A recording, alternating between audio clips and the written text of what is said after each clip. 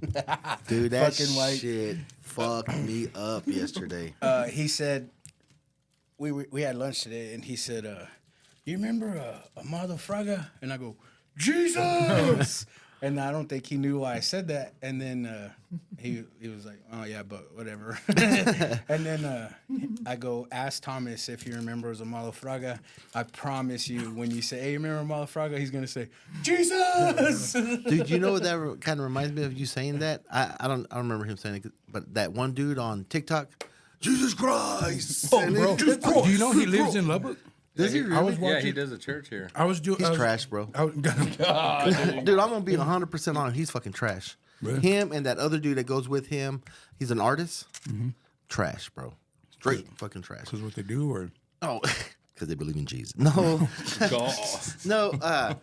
Because you have a platform, right? And you can't just, well, you know how I feel about it. Like, you can't just say Jesus and do the dance in Jesus and Jesus Christ and no works behind it. No works behind it by yelling. And then the artist dude is a scam artist, burning people. So that's why I said that. That's between. I'm not gonna. No, I feel you. And it's crazy because I know what you're talking about. Because people put people like that on a pedestal and they forget that they're human, like humans. So I was taking pictures. Sorry. No, you're good. I didn't hear what you said about him being fake. Oh, trash. Yeah, I was saying because I've gotten on. I know the other dude that goes with him. Like they've traveled before and trying to spread the word and stuff like that. Well, that dude's a scam artist. The artist guy is a scam artist for sure, 100%. Burned me on some art. Damn. Yeah, some portraits and everything like that, man. And I paid him up front because he came with that whole I'm a man of God and all this stuff. And I was like, oh, and then I saw that dude. He showed me that video of that dude, Jesus Christ, and all this stuff. So I started watching it, but like he never. To me, it's like if you got that platform, or you got all these people following you, you got to tell them the truth. Like you're just saying Jesus Christ, and you're dancing like a fucking idiot out there, and you're not giving information to save your soul, because Christ is not going to save you. That's a fact. Christ is not going to save you, man. It's a gimmick. All his shit's a gimmick. Because a true pastor or true man of the word is going to tell you straight up and what you got to do to save yourself. Okay. Because you got God, you can't call on God. God's not going to save you, and Christ is not going to save you. And that sounds weird, right? Saying that? Yeah. But you look at Paul. What happened to all the apostles? No, dead. Right? They were crucified, beheaded, tortured, all of them, right? Nobody saved them. You have to save. You got to save your soul yourself. It's free will.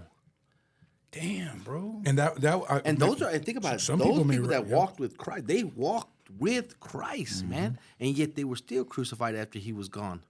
And they were still hunted down and John the Baptist's head was passed around. Well, John the Baptist. Who was hung upside down? Was that which one was that one, man? I don't know who you're talking about. They hung him upside down. We were talking about it with some. But every apostle was killed. Every single one. And this is after Christ was risen and everything like that. None of them are saved. That's what they say, endure to the end. You have to. They give you the book. Here's the book. This is what you're supposed to do. Save yourself. Well, shit, Jesus was killed. Yeah. That's what I'm saying. There's no saving. So doing the dance and doing all that stuff, it's time when you got that kind of platform. You got to fucking. But time's up, right? I mean, because Jesus Christ. Yeah. That's every video. It's him dancing, just saying that. Just saying that. And there's nothing behind it. But he has a big following. Yeah, and I get, because, like, if that was to draw him in, and then, like, I see what you're saying. So I see where y'all would call it a gimmick. I got out of the whole, I've talked about before in here, I used to try to do God rap and stuff, and I was going through some stuff. So that's an interesting point of view, because I kind of feel that same way when I'm angry, and sometimes I'm questioning God, whether it's when I'm going through all this shit, and I have to remember, he's not going to come out as this guy and say, poof, what do you need? He's not Aladdin. Yeah, he's not. We make, in religion, we make it that fairy tale. Yeah, God's going to come, he's going to get me through this. And he does, because he gives you, like, if you don't have money and shit's bad and things, he gives you your body to work. Yeah. He gives you that. You get to wake up, man, and work and stuff like that. And they tell you. So are you telling me to sell my body? Sexually. Sexually. Because as long as they pay, it's not a sin. Touch my baddie. But, I've always, and that's why I would listen to the Israelites a lot. You know what I mean? Because it was like, I don't need to be fucking fluff my balls. Yeah. Tell me what the fuck I got to do. You know, and he says, I'm not coming to make peace. I'm for a husband to turn against his wife and kids against their parents. I'm turning everybody who doesn't believe against me. Either you're with me or you're not with me. You know what I mean? I'm coming with the sword. So if he's coming with the sword, and you're faking the funk, and I'm faking the funk, and or the man, these pastors and stuff are supposed to be guiding me and leading me, and yet all you telling me is bullshit. And in a way, that's kind of worse than being an atheist. Yeah, because you're using the Christ name to profit. Yeah, Man, I've had people as opposed to just an atheist that don't believe. And that's why I don't get mad. Like I get mad at him because I've tried to have this conversation with this dude before, right? And I'm like, dude, you have this platform, bro. Like with that Jesus Christ guy? You've talked to him? I messaged him privately and I didn't try to blast him on the thing publicly. And messaged him, I'm like, bro, you have a platform, man. And I understand you were taught this way. So I'm not trying to hate that you're trying to spread the word. You're trying to spread it as the way you were taught. Yeah. But stop. Read the book. Understand what you're saying, because what you're saying is not what is going to happen. I've seen videos where he's got the Bible out and he's all, Jesus Christ. And then he'll read a passage and then, Jesus Christ. And then, like, what the... You know, just like Amanda goes to church for an hour, comes home, oh, you feel so good. And yeah, you feel good, and that's the whole idea. And then you're not getting what you're supposed, like, what are we supposed to do? Because none of us have been judged, right? Right. Even the dead has not been judged. You know, when Christ returns, that's when he judges everybody. But if we don't know the rules or what we're supposed to do, you know, 613 laws. That's a lot of fucking laws. That's crazy. And I remember when they would say 144,000 make it ahead. I used to be like, that makes no sense. Seeing it nowadays, I'm like, maybe it kind of does make sense now. Like I told Only Adrian, a few. When me and Adrian were scraping the ceilings, right? We were talking and shit. And then he was saying he was going to some church, him and his girl, they really liked it. I said, it's cool. I said, just be careful, brother. Whenever they teach you, write everything they're telling you, and then go home and look it up yourself, man. Learn for yourself. And he was like, oh, and I said, because, you know, a lot of us think there's only one gate in heaven. He's like, well, how many is there?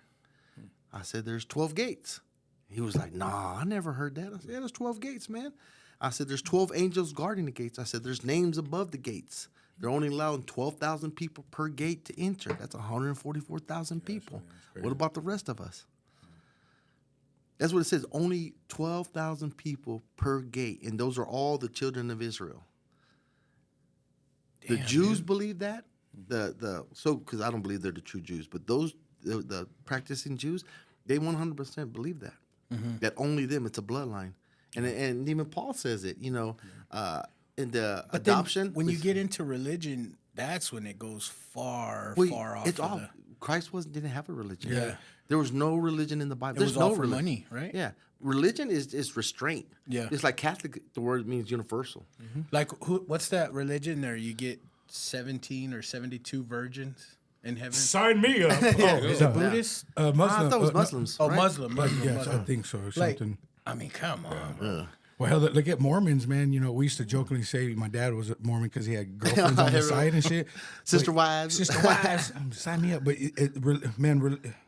anything created by man is not, is created by man. There's no religion in the Bible. And then everything comes off the Catholic Church. The Roman Catholic Protestants, Church, Baptists, they all break off from the Catholic Church. Catholic Church was the main thing, right? But if you look back, the more you know. Christ was nothing but a Jew. Yeah. And the word Jew comes from the word Judah. That was a bloodline. And I honestly grew up Catholic. And, Me too.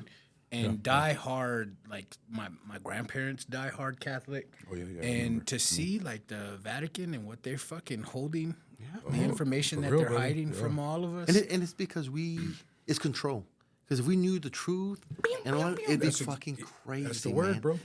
And when I hear like Donnie shit and other people's shit, and you know they're like Donald Trump needs to be in there trying. It's way bigger than that. In my head, it's way bigger than that. Oh, for sure. Like they let us pretend we're figuring shit out, but they know so much shit, and it's in a way it is to protect people.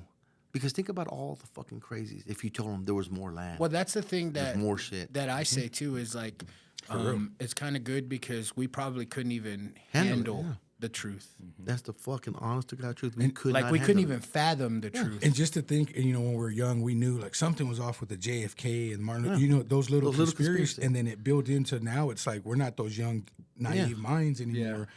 and I still kind of take a back seat to it, but I'll listen to some of the guys talk, and I'm But like, they've poisoned so many minds to think that you're an idiot. If definitely. If you believe otherwise, And like I said, there's no right and left, bro. They're all fucking trash. Oh, yeah. It's all against. We're slaves because back. What's divide and conquer? Yeah, because they got us, and I always said like back in the day, it was like, oh, you don't date. Well, like the girls, you don't date black guys, and da da da da. It was always us against them. But we're living in the same fucking ghetto. Yep. We're going through the same man on our fucking foot on our neck. But we're taught to hate them. It's dividing us. It's created, dividing us. Yeah. You tell us that, oh, we're the minorities, right? But we're not. We're the majority. People of color are the majority of the world, but yet we only hold fucking less than, what is it they say, 13 or 14% of the money? Yeah, and we're majority. And we're the majority, bro. That's how they kept it, and they want to keep it that way. So, yeah, they don't want you to be educated. And think about, like, the gold and all this stuff. Like, what are we fucking doing, bro? Yeah. Like, we're just slaves. Because back then, a slave got a place to live and food to eat. And they worked all fucking day. Now you're pretending that you're free, but all you do is work all day and fucking and a place to stay. And the fucking you're slaving your life away just to pay bills. It's the fucking illusion of conclusion, man. And then you get two free days. Yeah, because if you break it down, you work If you 3 get months. 2, I only get 1. You guys get 2 days off. You work 4 hours a day, bro. But if you break it all down with all your taxes, bro, you work 3 months out of the year free. Oh, for sure. 3 fucking months out of the year free, man. It's fucking ridiculous, bro. But yeah, taxes is a whole other fucking story lesson. And they do that by saying God. I saw a video. I saw a video that was an IRS agent, a whistleblower, that he says nowhere in the you have to pay it. Anywhere in the laws, in the law books, there's no rule that says we got to pay taxes. That's true. But you better pay it though. If you don't pay taxes, they're going to come after you. Exactly, but like he said, if we all just came together and then rebelled and then didn't pay the tax, what can they do? Yeah. Well, think about the tea part, the thing for 2%. Yeah. They raised it 2%, and it was only for the people who bought tea. And they added a fucking big ass revolution. And then here we are 30%. Yeah, bro, like it's 30 fucking percent, bro. It's all, and they use diabetes religion to keep us restrained. The thing that I never understood, even as a kid, because you always say, I'm gonna win the lottery. You know that fucking low level mentality, right? Yep. I never understood how. Let's just say someone gifts you like $30,000, right? That money's already been taxed by that person, but then when he gives it to you, you got to pay another tax on that fucking $30,000. Like, it don't make no fucking sense. Like I was telling you, man, like with the restaurant, right? Because before with construction, I always did 1099s. Pay your own shit, motherfucker, right? Yeah. I did the restaurant, so we had payroll come in. Okay. And the first time I got it, bro, I was sick. I wanted to fucking quit. Because I was like, I paid everybody, right? They get their checks. And then I look at the invoice that the company who does my payroll did. I had to pay taxes on the fucking money that I paid them for the payroll. Bro, and then they paid taxes on the fucking money they got. And I was like, it was double fucking tax. And then at the end of the year, I got to pay taxes on that motherfucker. Yeah, and then we're lucky that we live in Texas, and Texas is not a state tax like fucking New York or California. Dude, that shit just made me sick. So I had to pay them to do my payroll, write the checks. Then I had to pay for the money I gave them. Then my employee had to pay taxes off the fucking money. Then when they go buy shit, they got to pay taxes again. It's just a fuck. But they're all here. Wear their shirt with the flag on it, America. But all that money, just to ship it off to other countries to get laundered. Think about it. Billions of dollars, bro. I forgot who I was telling you. If you started today, counting 1, 2, 3 to $1 billion, it would take you like 30 years. Yeah, we talked about that one time. 30 fucking years to count to $1 billion. That's nuts, dude. Dude, think that's ridiculous. And there's people out there with like $100 billion now and shit. And then all this money. And then they want to fucking take more from like Social Security and like. Dude, and then they fucking lose trillions of dollars. We don't know where it's at. But you worried about my couple thousand. Well, that's that whole 9/11 bullshit too, man. Like the Pentagon couldn't account for all them trillions of dollars, and it's like, yeah, man. That's why I always say, man. I love his shows. You know what I mean? Listen to Donnie's fucking conspiracy shit. Oh yeah. But there's no right and left. Yeah, yeah. There's no right and left. Bro. They want you. Yeah, they want you to believe. It's all the poor white trash, poor Mexicans, and poor blacks. It's all of us. You know what I mean? We're at the fucking bottom of the barrel, and we're fighting each other. And it's crazy because like you said, we we were that, and you've come through that. So that's where you kind of have that knowledge and that experience of it. So it's crazy how the control thing we're talking about, the youth, they want us. So, years ago, they talked about advertisements and marketing goes it's like from 16 to 32-year-olds. Is kind of where everything was at. That was back then. Well, nowadays you have grown-ass men, 40 years old, still wanting to be a teenager, so marketing's just at everybody. So they... Yeah, motherfucking 40-year-old men want to be DJs and shit. Whoa. Last night a DJ saved my life. Yeah. So Y'all been doing I this. listened to Andrew Tate, and he said... I love that dude, bro. He said, if you want to save money, like, if you're not saving... He said, if you are saving 10 grand a month, you're still going to be broke. He was like, if you're saving 10 grand, whatever, if you're just saving money, you will, the chances of you being rich is zero. Zero, bro. 0%. Really? And he said, you just got to figure out ways to make fucking more money. Yep. Like, you just have to. You got to take shit. money. Yeah. You can't make money. You got to fucking take money. Like, you have to. And he said once you know money and are in the money, you can't stop making money. That's the And he fucking said, truth, bro. and he also said that what really opened my fucking eyes, he goes, man, when I was fucking broke, I thought if you had like 30K in your checking account, I thought you were fucking good. Like, you made it. He goes, man, when I started making money, like, and I have money now, he said, I go buy a Lamborghini, they're sold out. I go buy a fucking $100,000 watch and they're sold out. He's like, where the fuck is all Who's these buying all rich this people? shit? He goes, he went to Morocco or Monaco to have dinner, and he said everybody in that fucking restaurant had a over $100,000 watch. He was saying that when he buys Bugattis, he has to fucking wait on a fucking waiting list. And he was like, when they first come out. he goes, like, who the fuck has all this money? He He's said like, money's not real. Yeah. Once you get to, he said, you're not rich until you don't know how much money you have. Everything becomes free. And there's no fucking schooling. Nobody ever sees somebody come at midnight to the fucking store in a fucking Lamborghini and think, man, that dude went to school.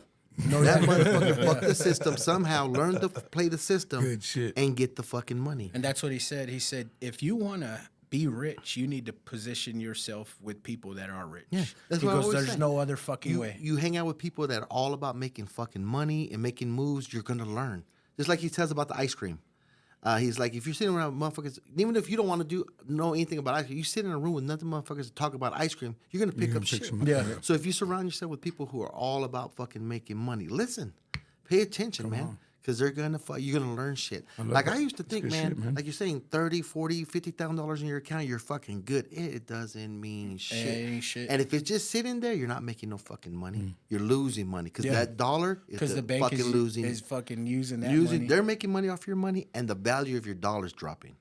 So it's not like back in the day when your parents would save up money and it grew, or they could buy a house and flip it down the road. Shit's getting your money's it was 30%. You're 30 cents to the dollar right now. So you know how Andrew Tate always talks real blunt. Yeah. Like, and sometimes it comes off really offensive. Yeah. And he said he was out in his Lamborghini or whatever, and some kid comes up to him. He's like, "Do you mind if I take pictures of your I've heard this one, Lamborghini?" And he was like, "Yeah, I don't give a fuck." And he's like, "It'll just be a couple minutes, and then I'll be done." And he said the kid was done. And he came up to him. He's like, "You want me to email you these pictures?" He's like, "I don't give a fuck about those pictures. Like, I don't give a shit." And he's like, "I already have pictures of them." And then he's like, "Hey, kid, let me ask you something. Like, why are you doing this dumb shit? Why are you taking pictures of cars?" And he was like, "I thought this kid was a dumbass, you know? Because, you know, Andrew Tate's all about money. And like I said, he talks blunt, you know? Yeah. And then he goes, he fucking opened my eyes. He said that he quit school, meaning college. He quit school, and he thought, I'll just go out there and take pictures of really expensive cars so that way I can get the emails of all the richest men. Wow. And he had their contact info. All their contacts. So whenever he launches something or decides to do something, he has all these fucking And then rich he ass goes, people. little did he know he earned a full-time job with Yep. me that day. He's like, now I pay him like 10, 15 grand a week. And he also says, like, every time he goes into like a coffee shop and shit, like, what can I do to fucking, what would I do if this was mine? How can I make more money? How can I, if I did this, I would get a prettier looking girl at the window. I would do this. Do they serve sandwich? You know, he's like, there's so much way when you're walking around, get a notebook. And by the end of the fucking month, you'll have tons of way to make more fucking money. But that tells you how lazy you are as an entrepreneur like me in my photography. how lazy am I when he starts breaking it down like that? that's like, how what the I fuck feel, I bro. would do would make it. That's and how I'm This I whole just time we're talking about it, I'm thinking. I'm just like, damn, I'm not doing shit. Yeah, I'm that's just how I would. posting a fucking Instagram post. Like, Me, man, I'm like, God damn, I ain't doing fucking shit. I need to fucking do this and do this. And like and that's why I don't ever have. Everybody's like, well, you got. I was like, yeah, I got money, but it's money always put somewhere to do something else. I invested. I'll call my brother-in-law. He's smart. He loves to say, but he's really smart. Yeah. I'm like, man, what do you think about this and this? And I'll shoot him shit. And he's like, well, yeah, but the turnaround's gonna be. I'm like, I don't give a fuck. That's it's awesome, gonna make me though. money right now. Like in the future, that's all I'm trying to, because that's the only thing I can. You know what I mean? Yeah. I can't go to school. I'm not gonna hit the fucking lotto. Yeah. I gotta fucking get this. But that mentality will pass down. It'll trickle down. Even like we give each other shit, but since you'll spit knowledge to me. Even JP, I was doing the yard last week or something. We're talking about, I was telling him now I'm doing 1099. He goes, yeah, spitting some knowledge to me, and then I was like, man, I appreciate that. I need to pick your brain. He goes, oh no, I've just been talking with San Juan, and the good thing about that is, yeah, there's an old saying, it's like if you're the smartest one in the room, wrong room. find a different room. Learning off of y'all, it's been a blessing to me, because even with my work, I'm looking at it, I'm attacking it from different angles now. So what y'all talking about, I think about that, like how could I do this? How can I grow? But that's still just a small part of it, like where you're talking about. I said, man, my ass needs to get there, and that you kind need of Miss thinking. Parker out there. and the I'm thing is, hiring. we I'm got to hiring. teach our kids, man. Oh, yeah. because they don't teach kids how to make money. They send them to teach school. kids shit. how to be employees. Yeah, that's it, bro. Yeah. And spend money. Because like to me, I'm 23, right? Yeah. 23 and me. But I'm old, so it's hard for me. I take these chances because I just fucking do it, right? But when if I ever do drop, right, it's harder for me to build back up. Yeah. Because I'm older. Yeah. But when you're fucking 19, you live at home, 20 at home, you could take all. That's why I tell my daughter all the time, and my son, he don't listen. But when I run into like young kids who come work with me, I was like, bro, you don't want to paint all your fucking life. What do you want to do? Come on, bro. I want to do this. I said, bro, if you want to start, this one kid named Jason, the one you met today, right? He wants to do lawn stuff. Like, I want to do big work. I said, dude, start saving, buying your shit, bro. You could take chances, bro, and fuck up and come back again because you're fucking young. Yep. I said, I'm old. Yeah. You're young, bro. This is the time to work your ass off and fucking take all the fucking chances you can, because you're only going to get better. Yep. You fuck up this time, it fails. Experience, You got the equipment, you go back at it again and again and That's good fucking shit, again, bro. bro, because you're fucking young. You live at home. Yep. You ain't got bills. Your parents are helping you. You got all the opportunity. I said, when you get my age, it's scary because I got a wife. I got kids. I got responsibilities. So when I'm with my money, it's, fuck. Yeah, I'm going to put it here. And I fall into, at times, money talk and that algorithm. And I seen one dude say, like, I mean, because like I said, if you know money, you fucking know money. And this dude said, you could take all my money away from me right now. Like right now, take it all away from me. And he goes, and I guarantee you in 3 months I'll be a millionaire again. Damn, see, that's the attitude you have to have, though. Man. Got you, bro. You make your first million, bro. They say after that, you're good to go. You just got to make your first. First job. I'm like, God damn, man, I'm only like $999,000 away. Carry the two. Fuck, how do I owe money? What you gonna say? It's like, that's what they say, man. And like, That's good shit, I though, always man. tell, That's like, I good. tell everybody I talk to, like, knowledge. man, just fucking go for it, man. If you fail, like any restaurant, if it doesn't work out, it doesn't fucking work out. On the next one, I'll fucking be better, and I'll be better and better and better to. I decide I don't want to do it. That's anymore, badass, but I'm 'cause not scared of it. I hope, any listeners that young, man, that, that's advice. young, And I'm pretty yeah. sure I had my brothers tell me similar things. Sometimes it doesn't click, but, there might be a listener who hears that.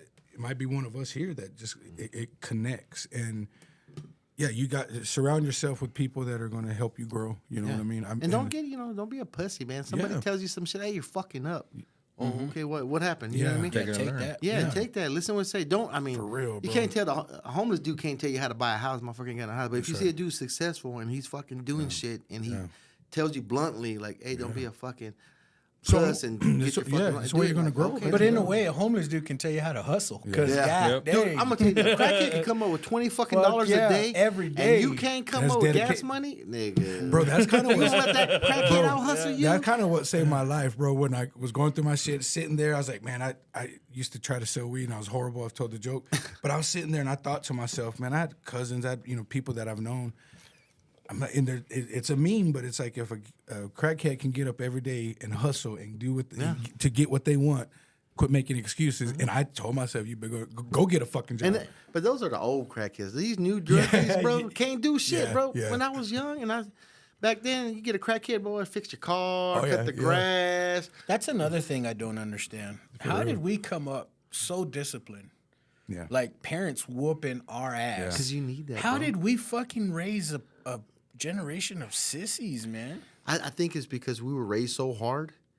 We were trying to be. Because I see that with, like I was saying with Mally, right? Like I said, I know at a point I'm gonna have to turn that fucking thing on his ass. But that's baby boy, man. But so he's little, so I'm gonna let him be a kid for a while. But I know, and it's only gonna benefit him to Out be of love, harder right? on him, Yeah, and yeah. because my dad was a fucking asshole to me, right? All of our dads were. Yeah, you know what I mean? And I love him. Yeah. Because there ain't shit that could happen to me that I'd be like, damn, that's fucked up. But I know I'll be all right. I'll get through it. You know, I didn't I'll be cool. understand at all my dad's tough love until I was a young adult, and I was like, oh, Yeah, that's what he meant. Yeah. oh, And that's why I love being around y'all. When That's y'all why I give- got to get up at 6 a.m. every day, even if I ain't got fucking school.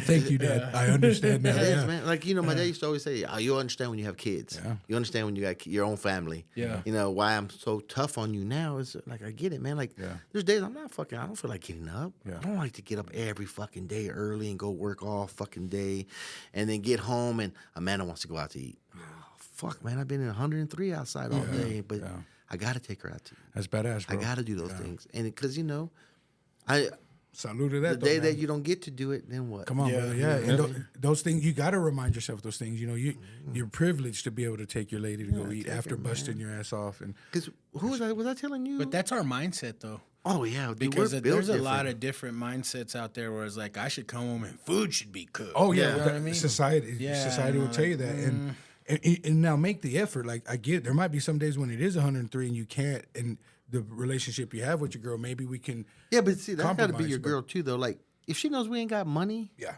have something different. Yeah, You know? Like yeah. every day I come home, Amanda makes me a drink.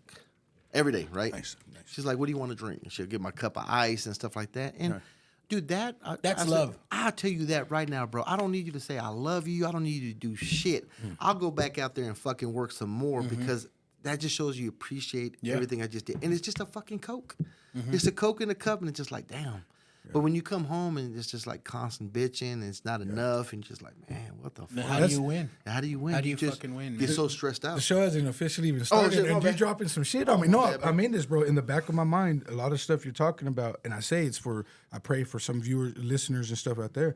But even a grown ass man like me, you know, it's good to have someone who. But that's all of us, Dad. But we've seen our parents sacrifice. Now that we're Yes. older, Yeah. Oh, yeah. we see now we've recognized all those sacrifices Right, they did because we're making them, and Big you're like, fucking time. damn, I Big now I time. know why my dad didn't always have nice shit because he made time. sure we had nice shit, and I know why my mom did this or did that or they got on my ass for this. Now I can see, like, damn, man. They were on my ass about the lights, not because it's fucking expensive.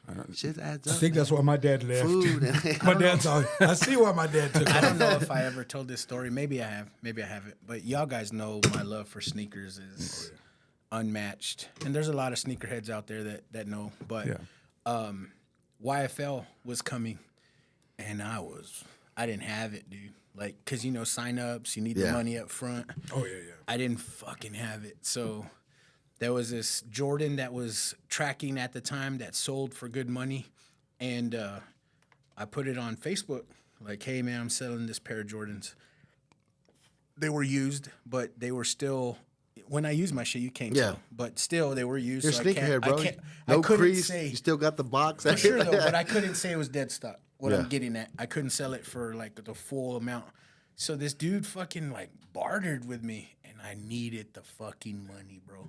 So I remember selling that fucking shoe, which I probably could have made like $250.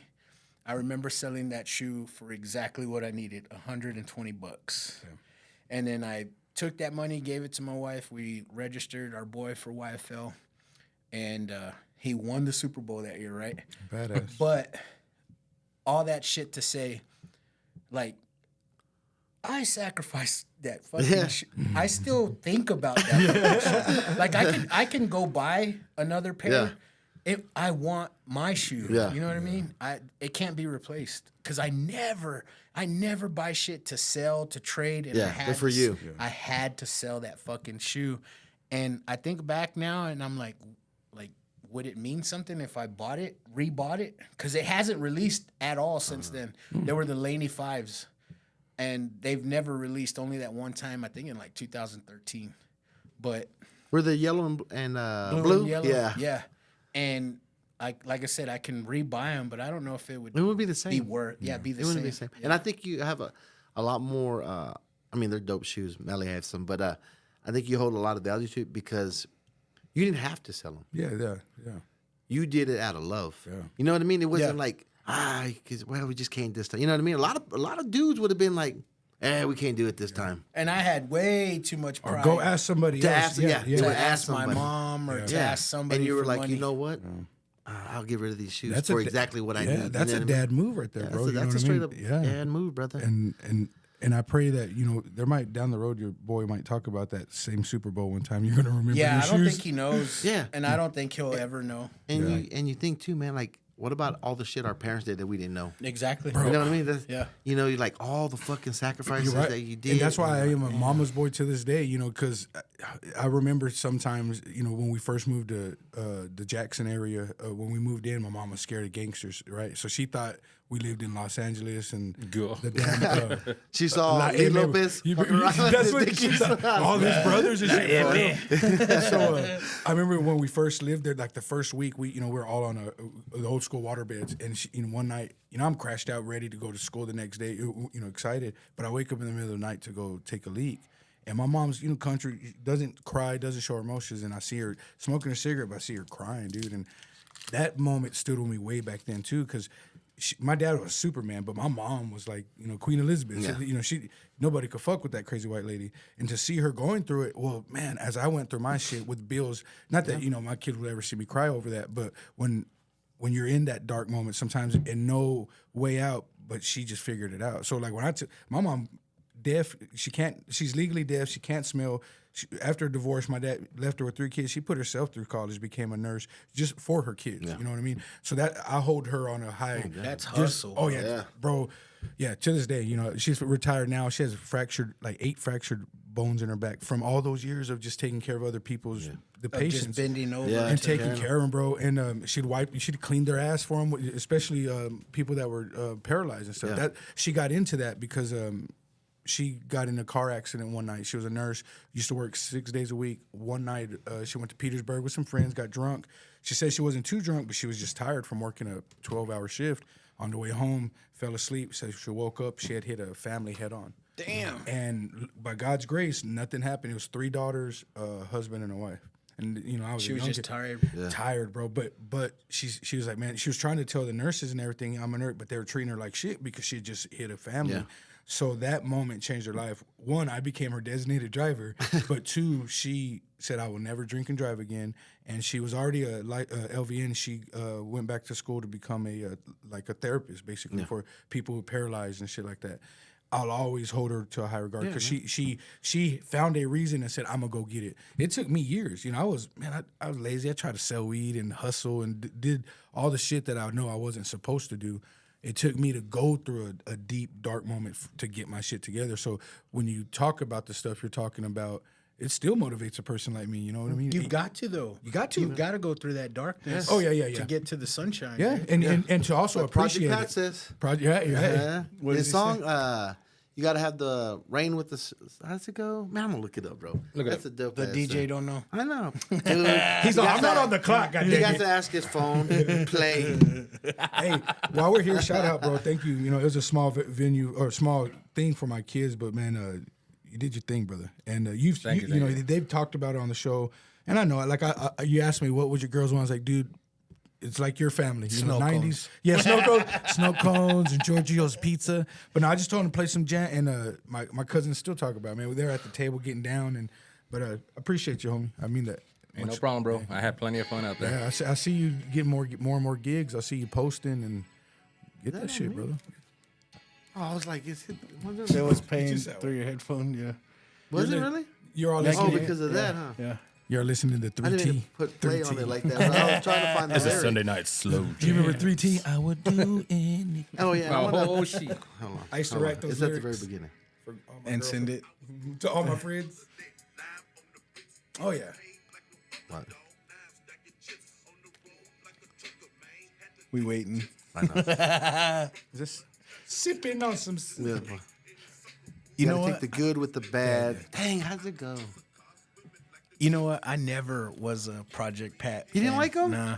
Only thing I liked was a Chicken Head song. Ah, but Chicken Head? other than that, like I just That for me, was- I thought he was whack. Like, Did you see but I get it. I get Yeah. he was like he's well loved. Yeah. But shout out to Danny Tejano, my cousin DJ. He does a hook with the song Project Pat and Renaissance Falcon down there. And they for real. I got to tag In you Fort bro. Worth, right? Yeah, Fuck Fort yeah. Worth. Yeah, he did a hook with him. That was before he started doing the stuff. Yeah, shout out to my cousin. Someone's gonna get me flagged for copyrighted info. Hell yeah, it's all He's playing the whole song. I'm trying to. Anyway, y'all know the song.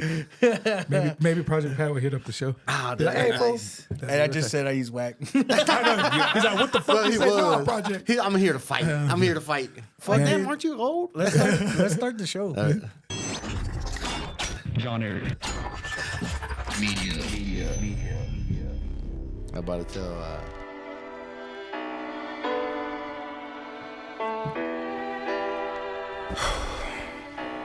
Okay, here we go. All you ladies, pull your chi-chis out. This is the JP Lopez Show. Also, if you're a transgender, pull your pecker out. This is the JP Lopez Show. What is up? Thank you for tuning back into the JP Lopez Show. We got Keepo in the house. Yes, sir. Yes, sir. Our first transgender. Pull your pecker out. Oh, he already chopped that off. He chopped that off. Oh man, this we got backed by popular demand of himself. Wow. This motherfucker said, "Hey man, get me on the show." All right, cool. Come on the show. I can't stay too late. I get up early. Get motherfucker. My bad, bro. I was late to the. I replied Some of us back. have to Should we drive, cancel? Should we No, get- no. I'll be there. My girlfriend gave me permission to stay a little late today. Who? Your girlfriend. For all I ain't got one the of those. listeners, I promise you this is not going to be a roast session. I'm sending in memes again. Maybe. So what's up, Get Keepo? this bullshit out of here, bro. Trying to get a raise. Little advertisement. Advertisement. Just go to Big Cola, Square on Facebook, on YouTube. Take block that off, shit. bro. Pepsi. He was drinking a Pepsi earlier, bro. Man, oh, here we go. Here we I go. thought Powerade was Pepsi. Nope, that's both Coke. Dude, don't bring up Coke. This dude will fucking go on and on about Coca-Cola. Cocaine. Yeah, Coca-Cola. Cocaine. What's up, Keepo? What's up, buddy? How are you? Pretty good. Just a little tired driving in from. Let's see, I was in Clovis and Portales today. I got badass, bro. I got info that this show helped you land some gigs this month. Yes, sir. Fuck yeah, man. Yeah, that's I'm all good. about Hey, that shit. for real, dude. Congrats, bro. I actually got to go to one of them. Plug your shit, bro. If anybody needs a DJ, hit me up. DJ Keepo on TikTok, Facebook, Instagram, Snapchat.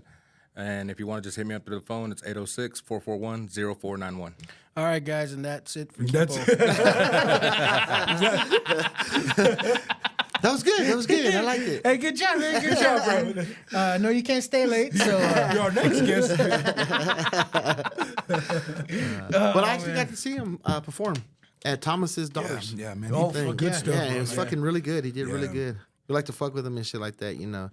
Give him a hard time like a brother, but he, Yeah. yeah, he, He yeah, did he really did good. Melissa's oh yeah, that's son right. and daughter graduation, and Oh yeah. I mean, it was a hot motherfucker, bro. Yeah. I mean, hot. It was like a sauna in there, but nobody was not dancing. Like, Yeah, good. we I saw the all videos. were fucking dancing, man. So, yeah, he even got me out there. I was fucked up. yeah, That's but good, you though, know, man. That's good.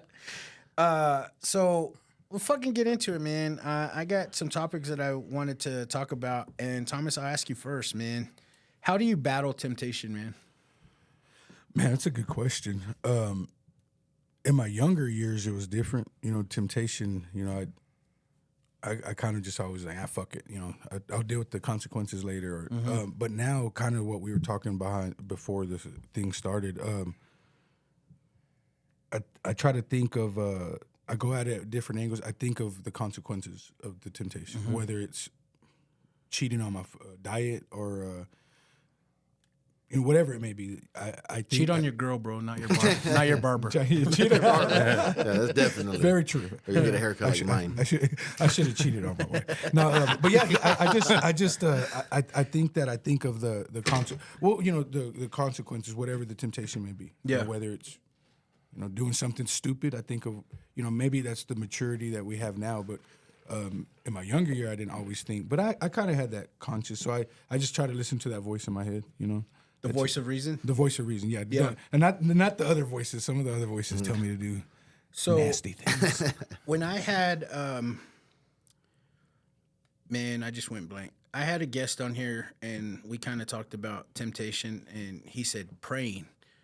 And that opened my fucking eyes because I never thought to pray for you know, when you're tempted for shit. You know, start praying and ask for, hey, man, guidance. I need you to shine a light. Like, you know, I don't want to do this. So I started doing that, right? And it's worked. Good. But my whole fucking life, even like my young adult, like dating life, temptation, like cheating on your girl, bro. I had a selfish mentality where it was like, I don't care, I'm living my life. You know what I mean? That dumb shit, like, I'm living my life.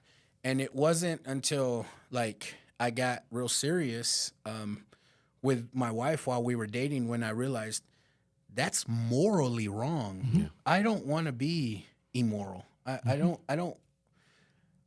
want to be the solid ass person that you know and you love and you can just count on. You know what I mean? I don't want to be that person that's just not. I don't know how I'm. Like, shout out get to what I'm trying to put down? Shout out to you for getting it. Yeah. Because you had to look in the mirror, maybe. But it's not even like, you know, like cheating with girls. It's like you said, cheating on your diet. Like you have to be disciplined in all aspects. And all right, you fucking fucked off. We'll get back on track. You can't have that mentality. It was like, well, fuck, like I'm just living for myself. Like, this is for me. That's the issue with the society nowadays, and not even just with guys, the women. Everybody lives in that. Well, you know that maybe I'll deal with it later, but this is my life. I'm gonna live how I want, and then it goes back to, like I say, I think of the consequences. The more people don't think of the consequences, when consequences come to them, they have to face them. They don't know how to react to them, or it becomes even more of a. They won't be accountable. They for won't be those accountable, consequences. and if they've been that way their whole life, chances are the psychology says they'll never get it. But that's why I say shout out to you for really looking at it and be like, hey, I don't want to do that. You know Ken Adams, god dang. When I had it was Kenneth. Trying to run into like who said it? When I had the episode with him, he brought up praying for temptation, and it blew my fucking mind because I never thought of that. About that. And that's you know, meditation. You know, I know on the 100th episode, I think y'all were talking about you, Paul, and Puga, and obviously Sugar Bear about the discipline, whether it's working out, doing those things, and it resonated with me because I lack discipline a lot. Being an athlete with my brothers, it was almost like I had to go against them. I had to be difficult for them, so I lacked discipline. I had enough discipline to get by, whether it was in wrestling or the little things, even with staying out of gangs and shit. I had enough discipline, but I still like to dabble in a little bit. So that kind of got me on a wrong path or off of where I needed to get. So correct me if I'm wrong, but you're talking about being disciplined in wrestling. You were in a weight class where you didn't really have to watch your diet, right? Well, no, but I would eat whatever. I could lose 10 pounds of water weight in a day. Then that's what it was. Yeah, so if I was disciplined, I would have wrestled 189. Because I remember people were like, I can't eat that. Right, and me, I'd be eating Whoppers on the day. Yeah, I got to eat whatever. Right. I didn't. I was remember because we were in the same. Me and him in the same weight class, and I went up once because he was in mine. Yeah, and you could eat. You didn't have to I worry went about in full sweats and everything. Yeah, he was. We were what 189ish, and he was wrestling the heavyweights because he'd throw them around like anything. Yeah, I remember. That's why I used to. No one ever in my lifetime ever was as strong as fucking 8th and 9th and 10th grade San Juan. Oh, I know. Yeah, remember those were some fun times. I mean, Now He'd I'm be like, still you want 8th grade San Juan Spring week. he's all, hey, Thomas, He spot never me. grew. What the fuck? Yeah, we needed, yeah.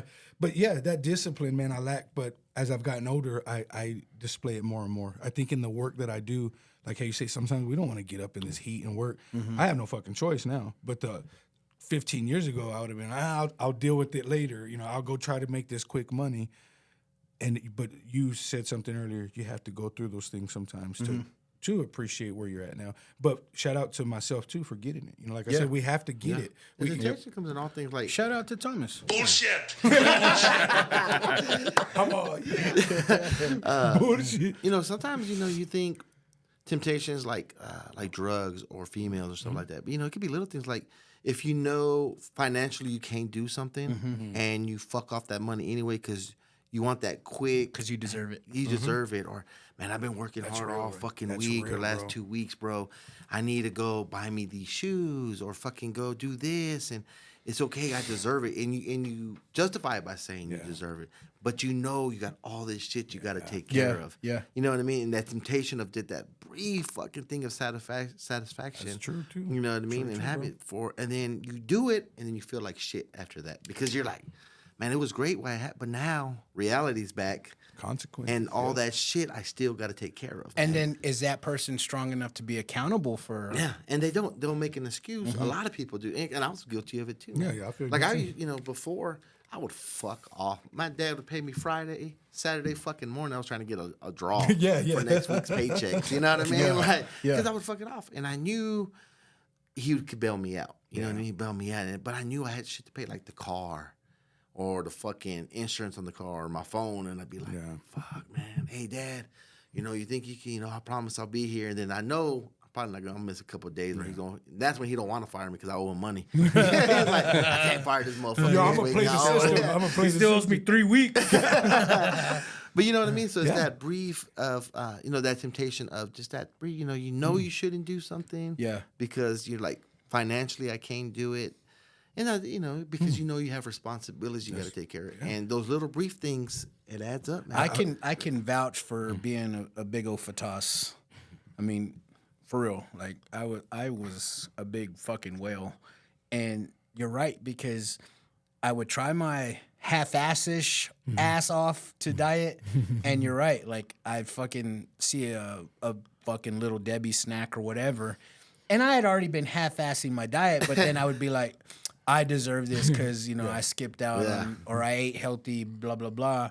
And that little bit of satisfaction turned to instant fucking guilt 5 minutes after I ate. Seriously, bro. I've experienced I know exactly what That's when you start taking it, when you're like, damn, man, because there's nobody there no more. Yeah. You're grown. Yeah. If you're in those situations because you put yourself in those situations, man, and it just sucks. Because you're like, damn, man. And you hit something there, too, with the... no one's there. So sometimes when we have that, lack of discipline or we treat ourselves is because maybe, we're dealing with not necessarily loss, but for me, my brothers were the ones who were my disciplinarians. Like as much as we'd fight and stuff, I knew they would hold me accountable. Just like you said, you knew your dad would be there. I got my job there. And that's why dads are so fucking important, man, in the household. Without a doubt, you bro. fucking for sure, need them, bro. Because, I've known dudes in the service that were fucking thriving in the military because you had somebody on your fucking ass. You fuck up, that's your ass. Yep. They come out and then you're just like, what the fuck happened to you? Now there's nobody to be accountable. Come on, brother, for real. You do what the fuck you want. You're fucking off your money, and you like, how did other than like mental issues or drug use on a lot of these homeless vets? Yeah, they joined the service because that's their option, the only option they had. So they went there and they thrived there because they had somebody get your ass up. You're going to work out. You're going to do your fucking job. You can't call in. Somebody pushing you. That was their job, to make sure you did your job. You know what I mean? And then babysitting, that's what it was. And then when you came out, you don't have nobody pushing you and telling you you can and you should as a grown man. You know what I mean? I totally understand a relationship not working out. You know what I mean? I get it. But I don't understand how the single mom will hold the kid from going to dad's house. Bro, you can be the greatest fucking mom, period. But you can't still show that little boy how to be a man. You can't, bro. No, and if you look at statistics, man, children that are raised in single mother homes end up in prison. Fucking don't do very well versus a kid who grows up in a single father home. Yeah. You know what I mean? Because we don't want to be their friends. Yeah. We're not their fucking friends. There's you structure. We have structure in This our is what life. it is. Yeah. You're gonna fucking do this. You're gonna do what I fucking say, and that's it. The mom, and not all of them. We're just saying. Yeah, You know what I mean? I don't want to get jumped when I get outside. But more and more this day and age, it's become that. Like where we grew up, there's always been some women back in the days too, you know, whether not necessarily our tias, but you'd have friends or somebody's tia that, hey, she's party or she's the wild one. But nowadays it's more common for men to have the kids. You see that a lot. Whereas it was kind of taboo. Even when I became a single father, it was kind of like, well, what am I going to do? Family is like, You don't hear that. No, now Well, it's that goes back to I deserve it. yeah. Oh, that's Like, in my I deserve situation. this life. Yeah. Like, Oh, yeah. And so when you were talking about what you're saying, it hit me because that's kind of the situation how my old lady was. Like, I get we went through some stuff, and you know, I'm living my life, is what you said. How that attitude people can have is, well, I'm going to do me now. It's like, man, when you're in your 40s, you got to eventually like say, okay, why am I feeling this way? You know, whatever trauma you went through, face it, move on with it, and live your life. But you don't have to. Man, hurt people is all I Yeah, is for what I'm sure. getting at, For you know? sure, man. Yeah, so. Yeah, you're not doing anything wrong. I totally understand. Like your relationship don't work, and it didn't work, but you can't keep that little boy away from his dad. Like, And you know, like, a lot of people know Angel's not my biological, right? Oh, yeah. And I had her since she was 1. But I've never like badmouthed her dad in front of her. Yeah, never. When she was little, she would always want to go over there for Father's Day, and I would take her, man. I would take her. I went to all her games. I never had her call. You know what I mean? Because that dad, you know, I'm there for that, but that's your dad. Yeah. You need that person. And that's badass You know on what I your mean? part, bro. That's And badass. they'll grow up, but I just, because I would tell them, man, she's like, oh, I said, no, man, you got to have them. Because I went through that with my kid, my son, right? Yeah. She hated me, and so it was a way to punish me. You know what I mean? Punish me. And I'm like, man, you know what? What can I do? I'd go pick him up, and then she wouldn't answer the door, and the next thing you know, cops are pulling up, and they would run my name, and you know, 99% of the time I had a warrant for my ass. I go to jail, I come back out. I keep it fresh. I keep it real. Nah. When I go to jail, come back out, and still couldn't see him. Yeah. And then it was just a process over That manipulation. and over. And I like blame myself because there was times where I should have fought harder, and I should have fucking kept going. And I just gave up. Yeah. And you know, I take that all, like, we've had a conversation, me and my son, about that. Like, you know, I'm sorry for everything I did. I could have fought harder. I could have done more things, and I didn't. Shout out to now, you. I'm not going to talk bad about your mom, but she didn't make it easy for me, son. And I said, one day when you have a kid, you'll understand. Hopefully, you don't understand like I had to learn with the battling and stuff. And your relationship works out great, man. And you're there in the life of your kid. I said, I missed out on 20-something years of your life. Yeah. I'll never get that back. Yeah. We'll never have that bond. We'll never have that closeness. I'll never. All I can say with him is that he's my son, but I'm not his. How would you say it? Would you say you're not his dad, but you're his father, or how would that go? Like, because I didn't raise him, and we're not. You were his father, not his dad. You know what I mean? Yeah. And it hurts, man. No, it I hurts, imagine, bro. man, because I see him, and I'm like, man, I should have done all these fucking things, bro. And I wanted to be out there, and I won't be like, oh, I was this great dad, and it was just her. Yeah. You know, I tried, but I could have tried harder. Yeah, I feel you, brother. I could have been there for a lot of shit, but other temptations. I let other temptations take me away. Sure. Yeah. You know what I mean? The streets, other women. Yeah. And then I would put the blame on her. men. Yeah. Well, she makes it, the what? And men too. Oh, yeah, man. I don't discriminate. I don't discriminate. Yeah. 50's 50. And one thing about me, I love a good wiener, honey. Don't bring that bullshit. Good, he said, So- good. Yeah, I that's can big, bro. honestly understand exactly what you're saying. I never badmouthed Isaiah's dad, never, and I just left it up to him. You know, if he wanted to go, you know, I'll take you. A lot of the time we had to just take him to Austin or whatever, and he'd meet him there. But as he got older, man, he make that started. choice, He started to fucking see what I saw, and and they respect you and love you for because they could always genuinely tell. Yeah. Ain't nobody made because the other parent always thinks you're bad mouthing them. Oh, your stepdad's talking shit about me, Exactly, or your yeah, stepmom's yeah. talking shit. Yeah. We never And ever she- badmouth his and dad. Angel could be like, you know what, my stepdad, or she says dad, but doesn't say nothing about you. My view and my opinion of you is off of what me and you had and what you lacked in. You know what I mean? So Juan didn't have to do anything. My main thing was, as the stepdad, as long as the bills are paid and you got a roof over your head, you're good. Yeah. But I went to every game. Yeah.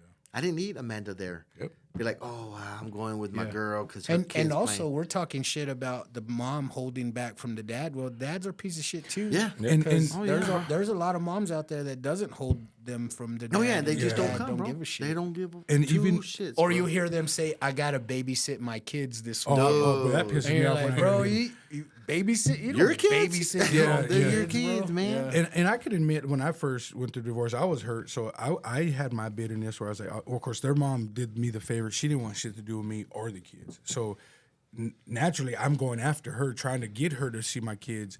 But what it happened, getting us counseling and stuff, it made my daughter see like, okay, she may not be there, but my dad's there. Yeah.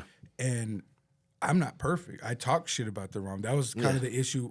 Counseling, I had to realize, and I still can do sometimes talk shit. But it's the way you deal with it, though. That's the way I deal with it. The way you deal with But it. now I have to accept, like, even kicking with you these last going on 2 years now, it's humbled me a little bit to see how you, when we talked about how you were with your daughter's biological father, you could have been easily, I'm gonna beat the shit out of this dude, but you're showing your daughter what a real man's supposed to, how he could handle a mature man. Yeah, handle don't shit. get me wrong, bro. I had to eat Oh, a I lot of imagine. shit. You I know what I mean? imagine. Just I imagine. like when she had the quinceanera, right? Yeah. Yeah. Bigger than that. I was like, Bigger. excuse me. Wetter. Call it little Freddy. That wasn't the soundboard, guys. That was Keepo.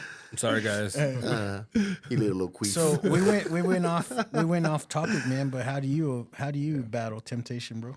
Well, right now my biggest temptation is smoking. I'm trying to quit smoking, and at one point I started sitting down and I started looking at the fact that I was smoking and vaping at the same time. Oh, shit. So I was like, well, shit, I just picked up another habit on top of another habit. So when I started going through my CDL, I started thinking about it. I was like, well, average statistics say that every cigarette you smoke, you're taking 7 minutes off your life. I've been smoking since I was 13 years old. So you owe money. A lot. Buy 'em cigarettes for Christmas. So I decided just one day to the next, you know what? I'm gonna keep one or the other. So I'm gonna go vaping because of the fact that I actually know what's in this shit versus a cigarette that has a shitload of chemicals in it that I don't really know. I what's would going argue the vice versa. For real. For the nicotine? I would argue that you have no idea what's in those oils. on. I do. I don't know, man. I think, how long have they been around? Not that long. What, like 15, 20 years 15 now. years? Because, it's usually like 20, 30 years later, they're like, oh, that was bad for you. Yeah. Well, everything that you're hearing that's negative is also to do. No, I'm just saying, like, you kind of don't know what's in those oils, you know? Actually, I do because I used to make my own juice. So I know the 4 main ingredients that come in it. So, I mean, it's just 4 ingredients. That's all it is to make that. So But you make your own. I'm saying, like, people that People go buy buy it, like, they don't know what the fuck is in that it's the oil. same thing, pretty much through all the things, unless You're you go going. into- You're acting like these people are trustworthy, man. I'm just saying. True, but a lot of these companies have to go through a lot of FDA stuff, and it's been regulated, so it's a lot different than what it used to be when it first started. Has that helped you cut back on smoking? Or has your temptations? Let's put it this way: I haven't bought a pack of cigarettes in, I want to say, a week, and I was smoking a pack a day. Yeah. At one point, I was almost at the pack. When I was during CDO, I was doing a pack and a half a day. Yeah, stressing and shit. Yep. Yeah. Dude, being a driver and smoking, that's set up for failure right there. And there's So- always that underlining the stress factor, and Oh, yeah. that's why I smoked when I was young. And I don't smoke cigarettes, but What do you smoke? briskets, meats. No, I On used to grill. smoke. I used to smoke a lot of cigarettes too, and it was for my stress. Of course, I'm not shy about it. I've smoked weed, or I did since high school. After high school, I was more into alcohol when we'd party and shit. And so from 19 to, especially when I went through my divorce, I picked it up again and smoked a lot. but I never went back to the cigarettes because, man, I've seen my mom fucking smoke for 40 years, dude, or 40 plus fucking years she's been smoking, and I had to make a conscious decision. But for you to, I know that's tough. If you're smoking at our age, if you've been smoking since you've been 13, it's harder. Yeah, it's one or the other. Yeah, it's a start. Little steps, man. We always talk about little steps can turn into big victories. You know? The thing about doing the vaping thing, the juices, you can control the nic level on them. So right now I'm on a 3, which is the lowest. So the next level is going to be 0. Yeah. So it's just going to be flavor that I'm going to be smoking. I need to get that out of my head. It's a mental thing. Oh yeah, it is. Because when I'm driving in the truck, I got to be smoking. Yeah. Now driving in the CDL truck, you can't do that because they got cameras and they're watching everything. And any little move, the camera goes off. Can you vape? No. You can't even vape. That costs you a lot of points. In fact, they catch you twice, you're pretty much going to be sitting on the sideline for a year. Yeah. Damn. Y'all see a bunch of your homeboys all. What if you were your own owner operator? Is that like Coke? That's a Coca-Cola deal. Okay. So if you own your own thing, you can vape, you can smoke, you can do whatever the hell you want. Yeah. Pick up prostitutes. Everything. Sign me Lot lizards. I lock them a lot. I like a Rabbit. That's just terrible. Let me show you my. Said, I want that brown eye, the one that stinks, not the winks. Hit the middle one. Hit the middle. Hey, man, we'll take a break. Come right back. And we're fucking back, man. So we went off air. We did a roast session. Tune into the Patreon for the roast session. If we don't roast you, we don't like you. That's right. Well, let's go to the second question that I haven't asked in a 2-hour podcast. It's just more fun to roast Freddie, man. I'm going to ask Freddie because this one is one for him. What's the wildest excuse that you've called in, that you used to call in? Well, that was yesterday. Yeah. I had to be on the podcast. It wasn't wild. I ended up going to my doctor and just had him write me out a note saying that I couldn't go into work for a couple of days because I just didn't want to. That's lazy, bro. Y'all waited at the doctor an hour and a half. Allegedly. Not with Coke. This He is waited back for with the company 4 I used to fucking be hours with. for that. This was Coca-Cola. Coca-Cola during the CDO. That's what he felt. He waited 4 hours for that ticket, for that note. Motherfucker, you might as well just gone to Could have work. got paid. Hell yeah. That's crazy, bro. You went to your doctor and got a note? It's fucking wild, man. Bro. So while I'm here, I don't want to sit by him. I'm scared now. That was wild. Okay, what'd you use? Oh, nothing. My dad would have whooped my ass. I didn't get to call in. I couldn't call in from the other room. Yeah. I'm not feeling well. Dude, Yo, slap the shit out of me. it's funny that you say that because it instantly reminded me of when I lived with my folks, and I would rather die before I told my dad my schedule. Fuck, bro. And then, like, he always had to know, hey, what do you work this week? I'm like, motherfucker's the same as every fucking week. And then they'd be, let's just say I had to go to work at 7, right? He's in there at 5. Hey, wake up. You're going to be late. That's fucking 5, Dad. It's fucking 5. I'm like, well, get up. I'm like, fuck, dude. I hated telling that dude my fucking schedule, bro. And then I always worked every Saturday morning, and I shit you not, come home pissed drunk.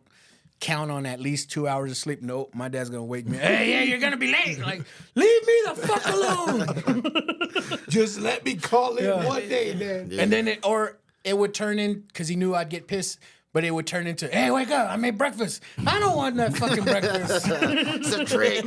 It's a trick. He's tempting me. Yeah, dude. He absolutely fucking hated, and I think that's why I do that today. Hated rushing to work. Yeah. Like, for me. Yeah, I like to do like, that. motherfucker, you don't, like, I'm not your life. Like, nah, you're gonna be rushing to work and blah, blah, blah. Yeah, I'm but like, you got a lot of that from your dad too. Though, well, that's what because I'm saying. When I was working at your house, and your son was in his room. Oh, yeah. You're like, hey, you need some help? I'm like, nah, brother, I'm good. I know. Hey, get your ass up and get out here. I'm like, God damn, man. I'm telling you. You're under my roof. You're going to fucking work. grow up to be your dad. Yeah, like, you do, for bro. real. No matter how hard you try to fight it, bro, those little things. I just recently got on his ass for fucking starting his day late. Yeah. I warned him, and he slapped me in the face, and so now we don't start our days late in our house. Yep, that's how you do it, man. Yep, for real. He's a good kid, but you know, He's a real good I kid, do man. the same shit my dad did. Like, nah, motherfucker, we don't do late shit. Like, we don't. And what they would call tough love, our kids need it. You know, I'm tough on my kids. But he's right. He did not want. He did not want me to bother. I'm like, bullshit. He's gonna be right the fuck out. because he was like, because he helped me. He was out there that day helping, and then Well, you I helped you you had a all meeting. week, but I had to fly to or drive to Austin. Remember? Yeah, you had, you had to do that's something. Right. That's right. And he's like, oh, I'll get him. I was like, nah, bro, no worries, man, because I knew he was asleep with his girl. Yeah. So I'm like, Nope. hey. JP's all fuck He that. was like, fuck. I was like, nah, bro, Even he's better good. for me. Hey, get out. Get out. Get out here. Like, God damn. So he comes out. So I'm thinking he's gonna be in a bad mood, right? Yeah, Like, yeah. fuck, my dad had me come out here. Nah, he's a good kid, man. I Solid, like him. bro. The whole time, just like, what do you? I said, nah, man. I mean, you good, man? Like, Just go to Jumpy Jacks over there. Yeah. Go to Your dad really wants you to start your day right now. he wants you to do good.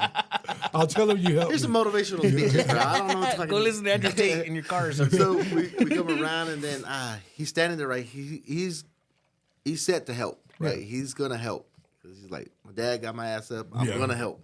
So he's out there, you know. And so I was like, okay, you want to do this or do that, man?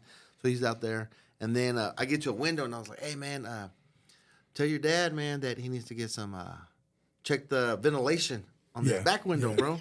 And he was like, he says everything like he understood everything. I was like, yeah, okay, Cool. I'll tell him. So I leave, and then was it the next day? No, it was that night. That night, right? You called me. And he was like, "Hey, he told me that I needed some insulation." I go, hey, bro, what the fuck you mean by I need insulation in that window? I go, that's an exterior wall, right? I don't put insulation like under the window, and he was like, "What the fuck you talking about?" I was like, "Well, my boy said that window needs insulation." He goes, "Man, I told that motherfucker that it needs ventilation." He tried. Miko tried. He was there. The girl was in the room. So his mind was over there. But I was like, "But dude, he was solid, bro. He went out there, no attitude, not because you know you get some kids like, fuck, Oh, yeah. I gotta be out here straight up, man." But I was like, "Nah, man, leave him in." I just smiled when I hear JP yelling at his ass to come outside. I was like, You know what's crazy that's our is dads. I've been in his ass his whole life. Yeah. Not one time has he backtalked me. Yeah. Which is saying a lot. Yeah, man. a lot. He's never backtalked. Yeah, he's a dad. I'm grateful that when you first introduced him, I could just tell, man, eye contact, you real great. And then when we had that boxing night, we all drank some, and he just opened up and talked. I was like, dude, you and your wife have raised a hell of a kid. You know? Thank you. And you Thank too. When we were talking about you were talking about Mika earlier, man. You know, on Father's Day, I wanted to honor y'all too, because man, what y'all have done is no joke. You know what I mean? The word stepfather, a lot of people tread on that lightly, but y'all stepped up when other people wouldn't. You know what I mean? And y'all don't badmouth. I like to say, I'm a bitter motherfucker. Your daddy ain't worth shit, but y'all are strong men, you know, and I admire. I mean, that, you bro. are too, brother. Yeah, for real, bro. You're fucking. It's Were you only on your own? Your plate was fucking heavy as fuck. Child Not a lot support of and people- income tax, baby. Those Not are a lot not- of people can hold that Yeah, plate. Dude, and that's I appreciate a y'all lot, guys. I man. appreciate Doing it. it on your own and then going through everything you went through, sir. then taking them on, your kids, Amen. and Yeah. being alone. It's And it's crazy because tough thing, bro. we got through it, man, and I'm grateful for prayers. But and that's shit. honestly something that I wish you would hammer home in your brain is really see the value of yourself Yes, sir. because Yeah, I do. dude, you're fucking gold, man. Appreciate that, brother. And you need to be told that. Appreciate a lot, that. you know? And I do like to give people flowers, but I've noted y'all are always like, hey, no, and I appreciate that because when I do leave here sometimes, or even just the messages y'all send, it means a lot to me. Seeing you today, I was so dang tired. I didn't even. I just gave hugs and I looked. I saw, man, Fredo, my bad, bro. I was like, I just gave a hug and the text messages, just calling and stuff. You reaching Well, he out. says he texts me, but that's I know. I was on my Pornhub account. He texts his cow. Yeah. Check your Pornhub account. You'll get my messages. No, You but remember yeah. that dude, cow? Freddie's such a Freddie. fucking girl, bro. God Freddie, damn. dog. He fucking had to just So he sassy. text me like a fucking I'm girl. gonna text him right now. Oh, y'all went to eat lunch together. Y'all always Y'all go eat didn't lunch invite together. I me? never get invited. Never. Well, you're always working now, bro. You're fucking working. You're in all these Clovis all the hours, time. bro. Nobody texts me motivational shit in the morning. I send your shit every morning. Oh, every other morning at least. But that Well, we're not on our phones, bro. We're working. or sleep. Golly. We're not scamming Coca-Cola, bro. Like, come on, dog. I'm gonna start texting you how much for a case of Coke, bro. Dude, that fell off. But hit him up, bro. Like, he will sell you Coke off the truck. No problem. This fucking You're guy. getting fired, bro. Anytime, bro. For real. Like, that's how we did my daughter's party last week. Your daughter's graduation. The T-ball game, Dude, he gets... When Andrew Tate said you need to make money, he took it to heart. I need to make money. He's like, you got to take money, so he's taking Coca-Cola. He's like, they're both multi-billion-dollar companies. They ain't going to know, right? Poor Freddy. What's 20 cases? Yeah, he's like, What's and 20K? what I do is I turn off the truck and I smoke it out. They don't know. Cameras are off. He puts a cardboard up on Now, when I'm himself. fired tomorrow, I'm gonna hit you up, all right? And he's like, and that lot list says she's only going to be there a week. Bro, You know what I mean? bro, if you get fired tomorrow, for real, I know where you can get a job. My boy's always hiring. Yeah, I'm always hiring, but I need good work. I need good help. He's like, I'm always hiring, but I'm firing too. Dude, I hired Freddie one time. I hired him one time. Yeah. I worked. He said, I work for I heard you. I heard He you. twerked. I heard you were laying down Dude. and you were asleep. He was doing... what I heard. Dude, he was doing... No, this asshole had me on my hands and knees around the whole Hey goddamn now. room. Hey now. Bro, that's what Covering up every little That was people. during lunch. During work hours. Dude, I was like, what can I get this dude? You already fucked up everything. What can I do that nobody eye level can see? Holds on the ground. Right? I was like, get on the ground. I didn't have a sign for you to hold. Yeah, so. I didn't know what to do, bro. Poor Freddy. I man. put my advertisement on the back of his shirt, but it looked real small because he has a big back. Freddy's all, I'm never helping you out again. Thank you. Thank you. Thank you again. Now, shout out to my boy Adrian, a.k.a. Shoulders, Fucking shoulders. that fucking ripped off all the fucking acoustic on that house. Damn. Rocking and rolling.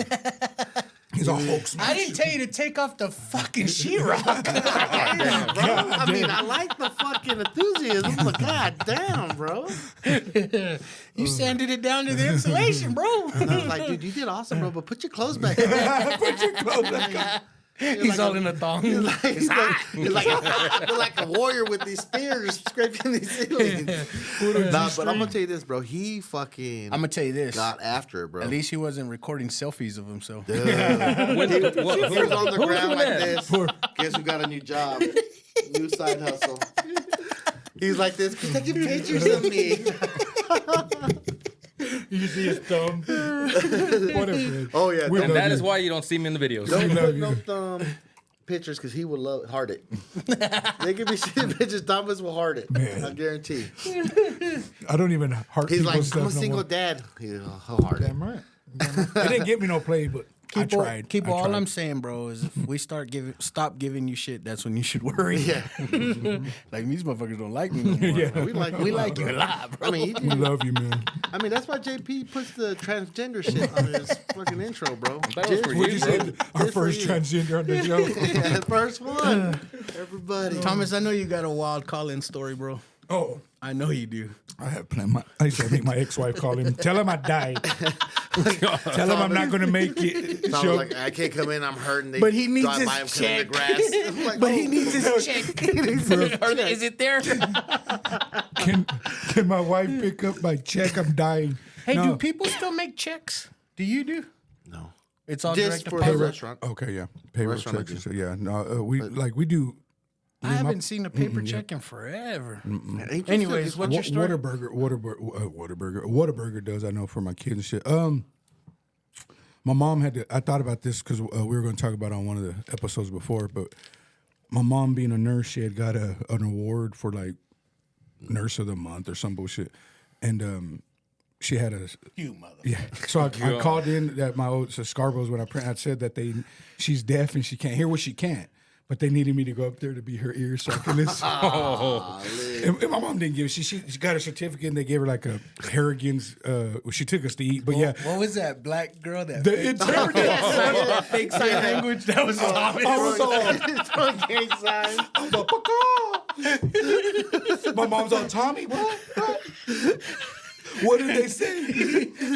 He's all, I think Thomas told me to steal third. I'm all, Dude, you ever think like when are all like the dead people at home just like watching it like what the Well, that's how that's how that one Got black caught, lady right? got caught because people were like, "What the fuck is she saying?" She's just off. Bro, she was like doing like She was what's that, traveling motions, basketball travels. Like I don't know. There's a Macarena there. And you see it in her face. She was just Crazy. off. Like, she know what the fuck she's doing. And you know what's fucked up though, bro? Like none of us have an idea what sign language is supposed to look like. So we're like, that Yeah. looks right. that looks good. Yeah, that Well, looks good. I wanted to learn because my mom, like I said, growing up, she couldn't hear literally in one ear because when she was like 3 months, a cousin accidentally crushed her earlobe. So she's never been able to fully hear. And so I'd come home drunk when I was in high school. And I'd be a mom, talking in her ear that she couldn't hear. It'd piss her off. She's like, Tommy, I can't hear you. Mom, I love you, Mom. She's like, Tommy, guys, she'd get pissed at me. That was horrible. But yeah, I would always tell them that my mom has a hearing aid convention or some shit. Bro, like for real, if camera phones were a thing for us, like back in high school, and recorded half the dumbassery that we did, we would probably be like super famous. Yeah. Dude, oh, for That or in like, jail. like Johnny Knoxville, Oh, jackass yeah, famous. I remember trying to jump out of a moving truck with this dude. Jacob Sines had that Silverado. And I remember we were in the back of the truck telling each other, we love you, blah, blah, blah. And for some reason, I thought it was a good idea to jump out the truck. And JP we were drunk, but I say he saved my life because my leg went over. We were on 19th by LCU. I'll never forget this shit. JP said, what the fuck are you doing? I was like, I love you, JP. I was an idiot. You remember my uncle would line the back of his truck with a liner and then fill it up with water? Oh, shit. It was like a mobile hot tub. Yeah. Johnny? I see And people do he'd it. be fucking driving around with us in the back of that motherfucker. Sloshing everywhere. Simpler times, man. Those are simple times. Yes, sir. Dude, I remember when my grandpa and them did irrigation leaks, and we'd go help them, right? And my cousins were older, and they were touching the floor, right? We're standing in the back of the truck, and they're driving down the dirt road, shit. and they're touching the floor with their feet, right? And my dad had seen them, and they had pulled over, and he's like, hey, y'all quit doing that. And they're like, yeah, laughing, okay. And my dad's like, you better not be fucking doing that. I was like, oh, okay. Right, so I scoot up, and they're touching the floor. They kept doing it, right? My cousin hit it, and it dragged him. down, bro. I could not stop laughing, right? And his brothers didn't say shit, bro. They just kept driving. Goddamn. They kept driving, man. And we fucking get to the next little job right out in the thing, and we all get off. Nobody says shit, right? They're getting the thing. And then my uncles and my grandma, nobody They didn't want noticed. an ass whooping, right? Yeah, That's why they didn't say shit. right? And my uncles and my dad, nobody noticed that he was gone, right? So everybody starts working, and all I was doing was clean the shovels because you get muddy, and so they would hand me a shovel, and I would hit it with the hammer and hand it back. That was my job, just clean the shovels, right? And I keep looking back down the dirt road, seeing when this motherfucker gonna come back. Bro. How far did you fall off? Dude, we kept driving about 15, 20 minutes, bro. And we're not going too fast, about 35 miles an hour. But it's a minute, right? Dude, I start seeing him in the distance walking. And All I'm like, limping. Dude, he comes and he's fucking all scraped up, right? And my uncle looks back, his dad, he was like, what the fuck happened to you? And he was like, I fell off the truck. My uncle got up, dude, and got a fucking stick and started beating his ass, bro. If you didn't have enough head trauma, motherfucker. He whooped his ass, made him get in the fucking truck, right? And so, like, my other cousins are laughing, bro, and I'm like, I'm not saying shit because I'm the youngest out of the group. So, because he keeps staring at me from the truck like, you better not laugh, I'm about to fuck you up, bro. And I'm just like, dang. And my dad was like, see, that's why I fucking told you not to do that. I was like, I didn't. See, because we didn't notice he was gone. So we're finished with the shit. He's in there. He just fucking fell, dude, all scratched up, bro. And then my uncle beat the shit out of him. And then so he has to get out of the truck to sit in the back with us, right? And he's like, he hits me hard, right, with his elbow. He's like, why didn't you fucking tell them to stop? I was like, I don't know. I'm Hey, scared. touch your feet again.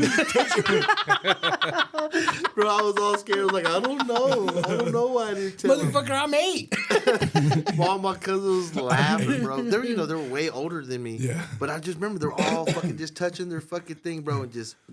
And that was Fucked himself up. That was a generational thing too, because I couldn't tell you how many times, like, you're at a family function and your cousin fucks up and all y'all got ass whoopings. Yes. You're like, I didn't even do shit. Like, nah, come on, and boom, like, fuck. But I was just like, God, and on my dad's side, I'm the youngest out of all them, at least by 8 years. Okay, yeah. Everybody's way Yeah. older than me. So it was always shitting on. That's why I was always an asshole, I guess. Oh, because I was like, I got to take this out on somebody. Man, Yeah, getting for fucking real, punked right? over For here real. all day your long. cousins and uncles Taking should it be out on like, teachers. Dude, they but Taking my it out on Keepo. Yeah. But no, I like Keepo. Fuck Cow. Yeah. I think Cal pinned you once, if I remember correctly. Exclusive. You know when you know when JP told me that Cow had pinned me, I was like, no fucking way. And to the credit of Cow, JP came to the defense. Was like, you know what, bro? I think that did happen. Yeah. Yeah, because you wanted to fight me after that. And what did I do after I found out it was called true? him. I called him and I said, you know You what? apologized. I apologized. Yeah, yeah. I said, you know what, Cow? Because we were painting my house. That's actually badass. And we were in the backyard and we were kind of half-ass painting because we were tired and we were about to go to lunch. And he said, fucking Freddie, that motherfucker said he beat me in wrestling. That motherfucker never beat me right. And then I was like, dude, I think he did. I think because I remember you being so fucking pissed off.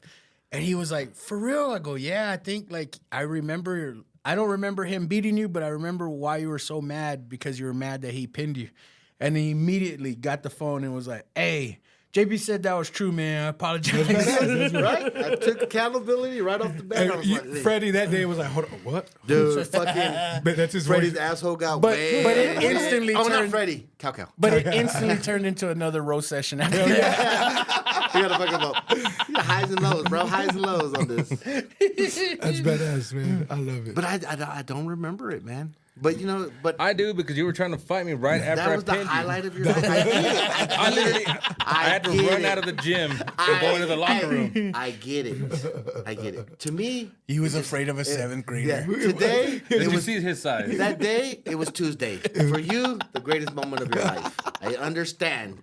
And I'm willing to accept it and give it to you. I don't remember, but hey, it was Tuesday. Yeah, because you were wearing them long ass socks that you used to always wear back in the day too. Still got them, bro. Still to this day. That's White with the blue sliding. That's his signature. The taller the socks, the downer the fool. Yeah, bro. That's what he told me the first day I seen him at the art trail. He's Yeah. like, he goes, oh no. He goes, those socks ain't long enough. He goes, you're trying too hard. now I Because he had the crew Now I wear halfway. leggings. Halfway. Now I gotta wear leggings. my thermal pants. These are my Lululemons. So I think I've already told this story, but I always believed in karma. Like, you know, what you do is gonna come back. So Oh, yeah. I fucking was like, all right, my brother died because I don't have a brother, and I didn't have no call-ins left. I didn't have no sick days left, and they were gonna celebrate my birthday in Mexico for a whole fucking week. Damn. So like shit, I ain't going. Like they're going for me. So yeah, let's fucking roll. And I think it was like my 20th birthday. So we went to Matamoros and stayed there stayed there the whole week. Every fucking morning, my boy Jose, Georgie's brother, had to drive me to the border. I had to walk, I had to cross, and then go use the payphone in Brownsville, and then be like, hey, calling in sick, my brother died. And then I knew that if you call in for 5 straight days, they paid you for 3. So I used that. And then I remember being pissed because every time I called in sick, I never heard them say like, oh, we're sorry to hear that. Damn. Dude. You were hurting shit. All They don't give a fuck. You give a fuck about my brother.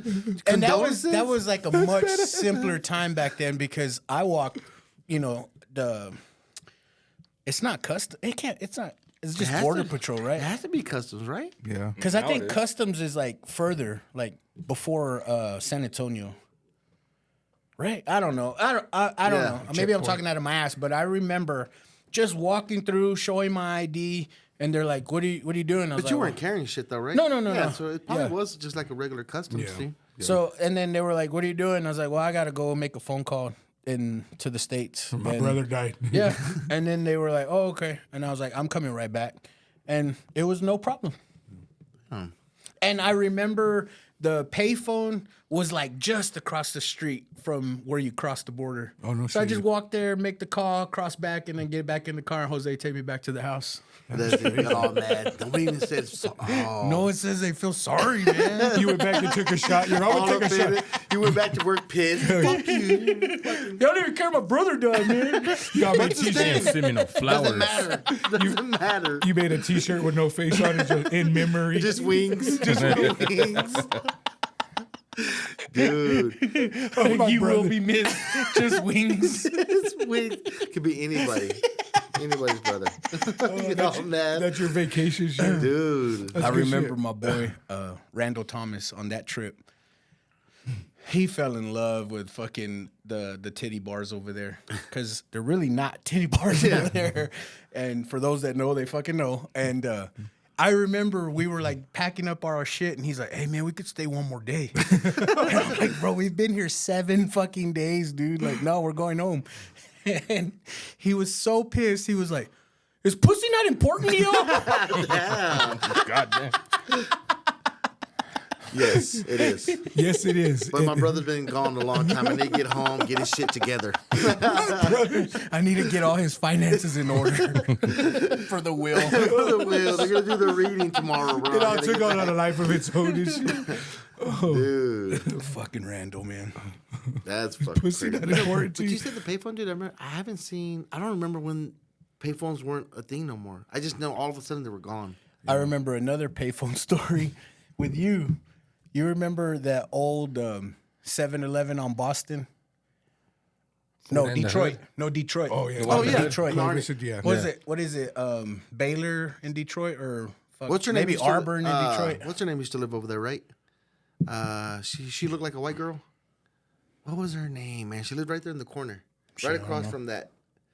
07. It's shut down right now. Yeah. It's right off of Detroit. But I remember think I know we what were you're in your green IROC Camaro, and someone paged you or something, and you had to go use the payphone. And I just remember you getting off using the phone. You're like, "What the fuck, motherfucker!" Like he starts like cussing and shit. And he comes back in the car. He was like rubbing his ear. Someone had put a condom over the fucking phone, and you put it to your ear. It was on JP. He put it on there earlier in the day. Damn. He's like, "Hey, so I go use that payphone." I know. Yeah, you I remember the story. you put it to your ear, and you're like, "What the fuck?" That's why they stopped them. Yeah, I just don't remember when they didn't have them anymore. I just thought about that when you said the payphone. I started thinking, I was like, "Damn, when was the last time I used a I payphone?" remember seeing the shells. They would take you. Yeah. The booths were there for a while, certain places, and then I want to say it has to be about 10 plus years now since I've seen. Remember when you didn't have a quarter? Yeah, You that's- call collect. 1-800 Yeah. collect. You call And, collect. and that was the last. I don't know. Did it ever go higher than a quarter? No, I remember a quarter. Was it 35 cents? I don't know. I thought it went up to 50 cents. Yeah, it did go up to 50 cents. You're right, because I think it went up a dime. So it was 25, 35, then 50. I remember that. Do you remember putting your finger in to see if there was any change in there, shit like that? Or You you never would checked you it? would hang it up real Yeah, fast real to fast, see yeah, if get it it back. ejected. Look at some Yeah. I remember that. Shit. But I remember calling collect. You have a collect call from, "Hey, Dad, I'm ready."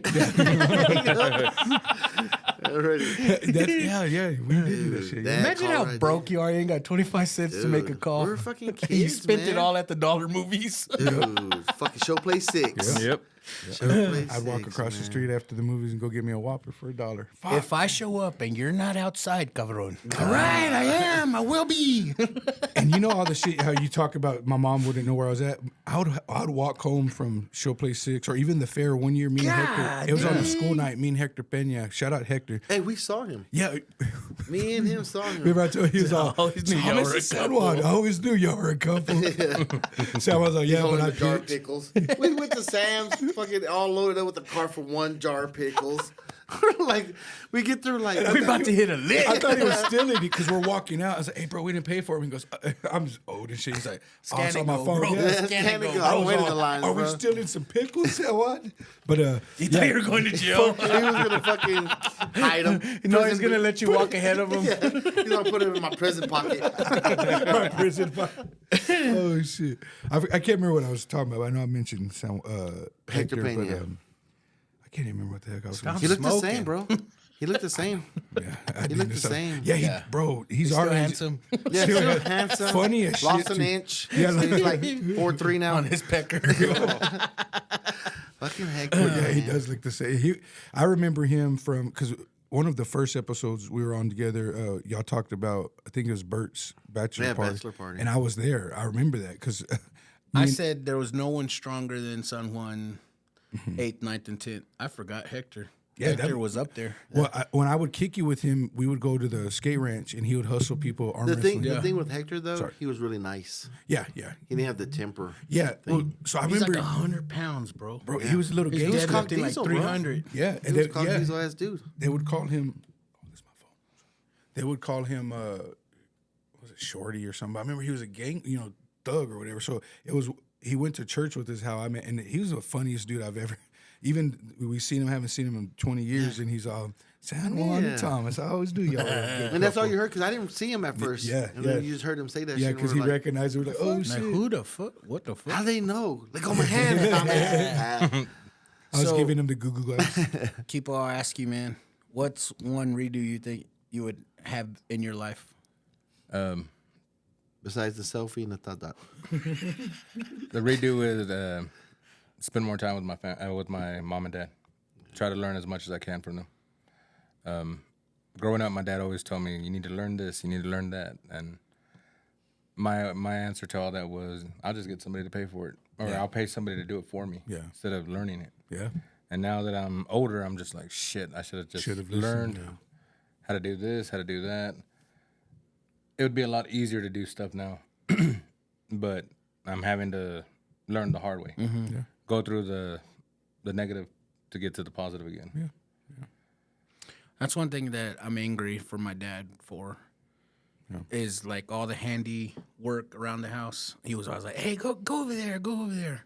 Like, cause I was a punk ass kid, but he denied me not to learn how to do that shit. And when I became a fucking homeowner, finally, I was like, man, I don't even know how to change a fucking sink. You know what I mean? There I am YouTubing everything. So There's no shame in that now.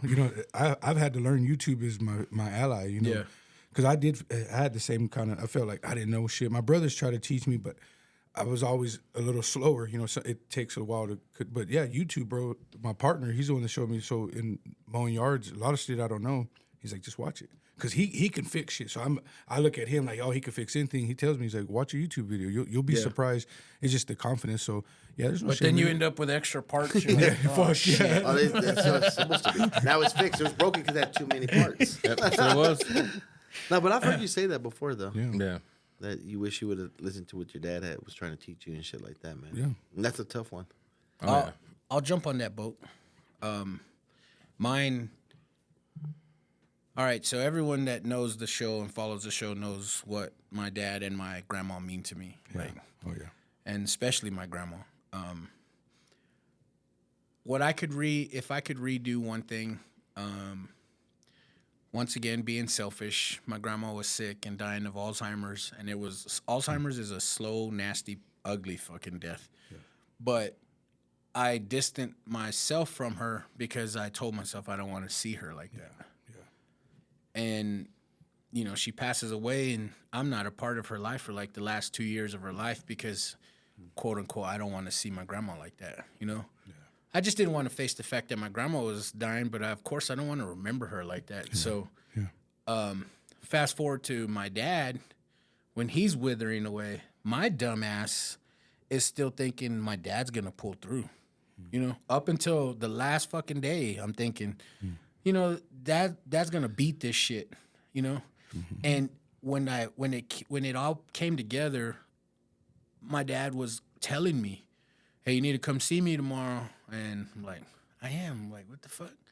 And then he'd be like, hey, you need to see me more this week. Well, he fucking knew his time was limited. I didn't. But I'm like, Pop, I come here all the time. Like, okay.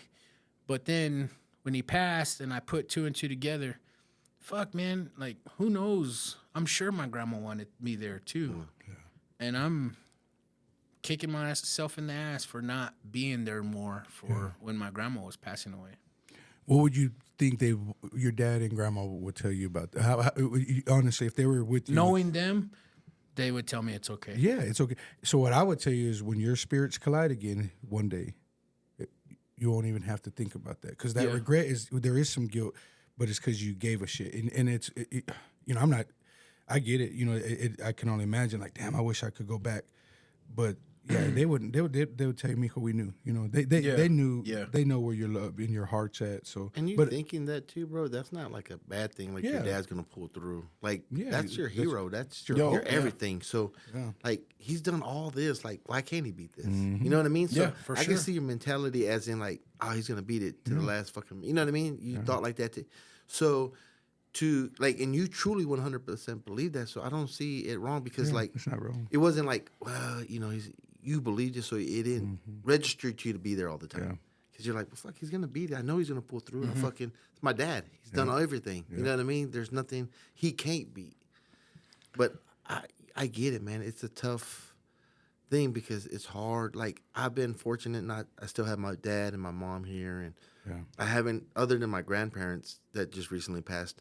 A couple years ago, but never nothing so close to home. You know what I mean? And so I couldn't even fathom or imagine what it is to be without them. You know what I mean? And I could see thinking like you, like my dad's been through all this shit, man. Yeah. Fucking, you can't kill evil. He's mean. Not right. He can't die. You know what sucks? Like to just hammer it home for someone that's never lost someone so close. What sucks is for my grandma and my dad. Go to their house and their chair is empty. Yep. Dude, like, there's no shittier feeling to know that chair's gonna be empty from now on. I haven't been back to my grandma's house since she passed away. Yeah. I just can't go in there, man. I don't want to go there. It's gonna be weird to me. It's gonna make me. I'll probably go off on everybody in that house. Yeah, I feel you. Because I don't like them there. Yeah. I don't like. I felt like. When she passed, they were just waiting for the house. Yeah. You know what I mean? Waiting for her. So you got animosity. Yeah. So I feel like they're just they got there. They didn't take. To me, it is hard for me to blame them because I should have been doing more and I didn't. I was too busy working. Yeah. You know what I mean? And so she was getting old, and I would go visit her every once in a while and check on grandma and stuff like that, and my grandpa and things like that. But when then he passed, it was just my grandma, and then.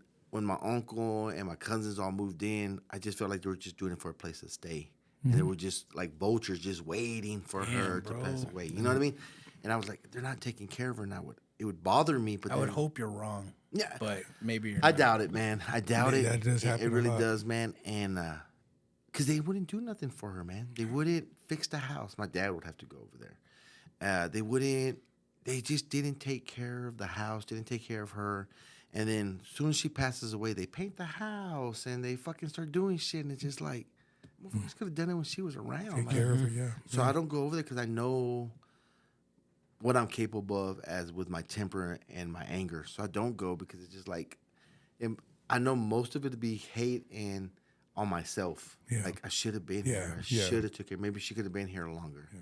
But everything's rented, man, and there's nothing I could really do. You know what I mean? And punish myself. Yeah, and looking back at it, you can't, and it's part of it, and it's part of your journey, part of things you've learned, and it's kind of like I told JP, if you believe your spirit will cross, even if it's just for a brief moment, you're gonna see her again, and they know where your heart was at. But yeah, if you know that, hey, I'm gonna go over there and probably fuck some shit up. Yeah, so it's best to stay away. Yeah. What's shitty is like I hear that story, and there's a lot of similar stories that I've heard, and. They're waiting for they're waiting for someone to pass to fight for the house. Yeah.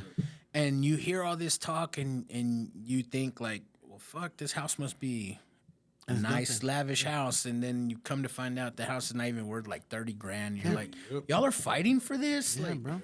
Like I tell you with Amanda when her dad passed away, man. Amanda, we lived here, right? And she has sisters that live when he was locked up.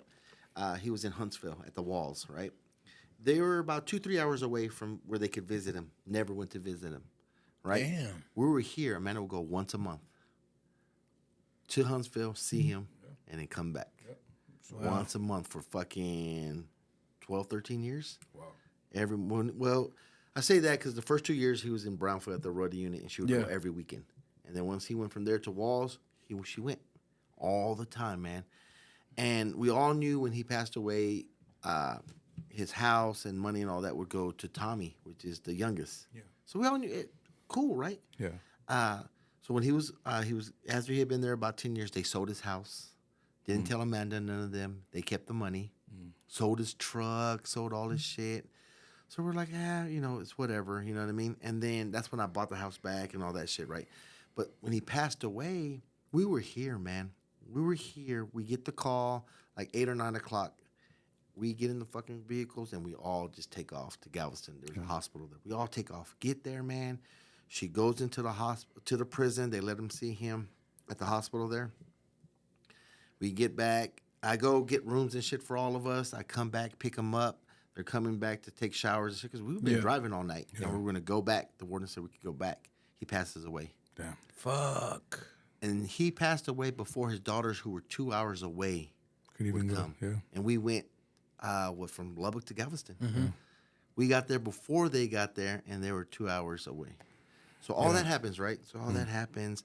And Tomas had money, so he already had his funeral paid for and all that stuff. But, I'm like, I get the casket wrapped really beautiful with the tiger on it, and I get shirts for everybody. Just typical mess. I pay for everything, right?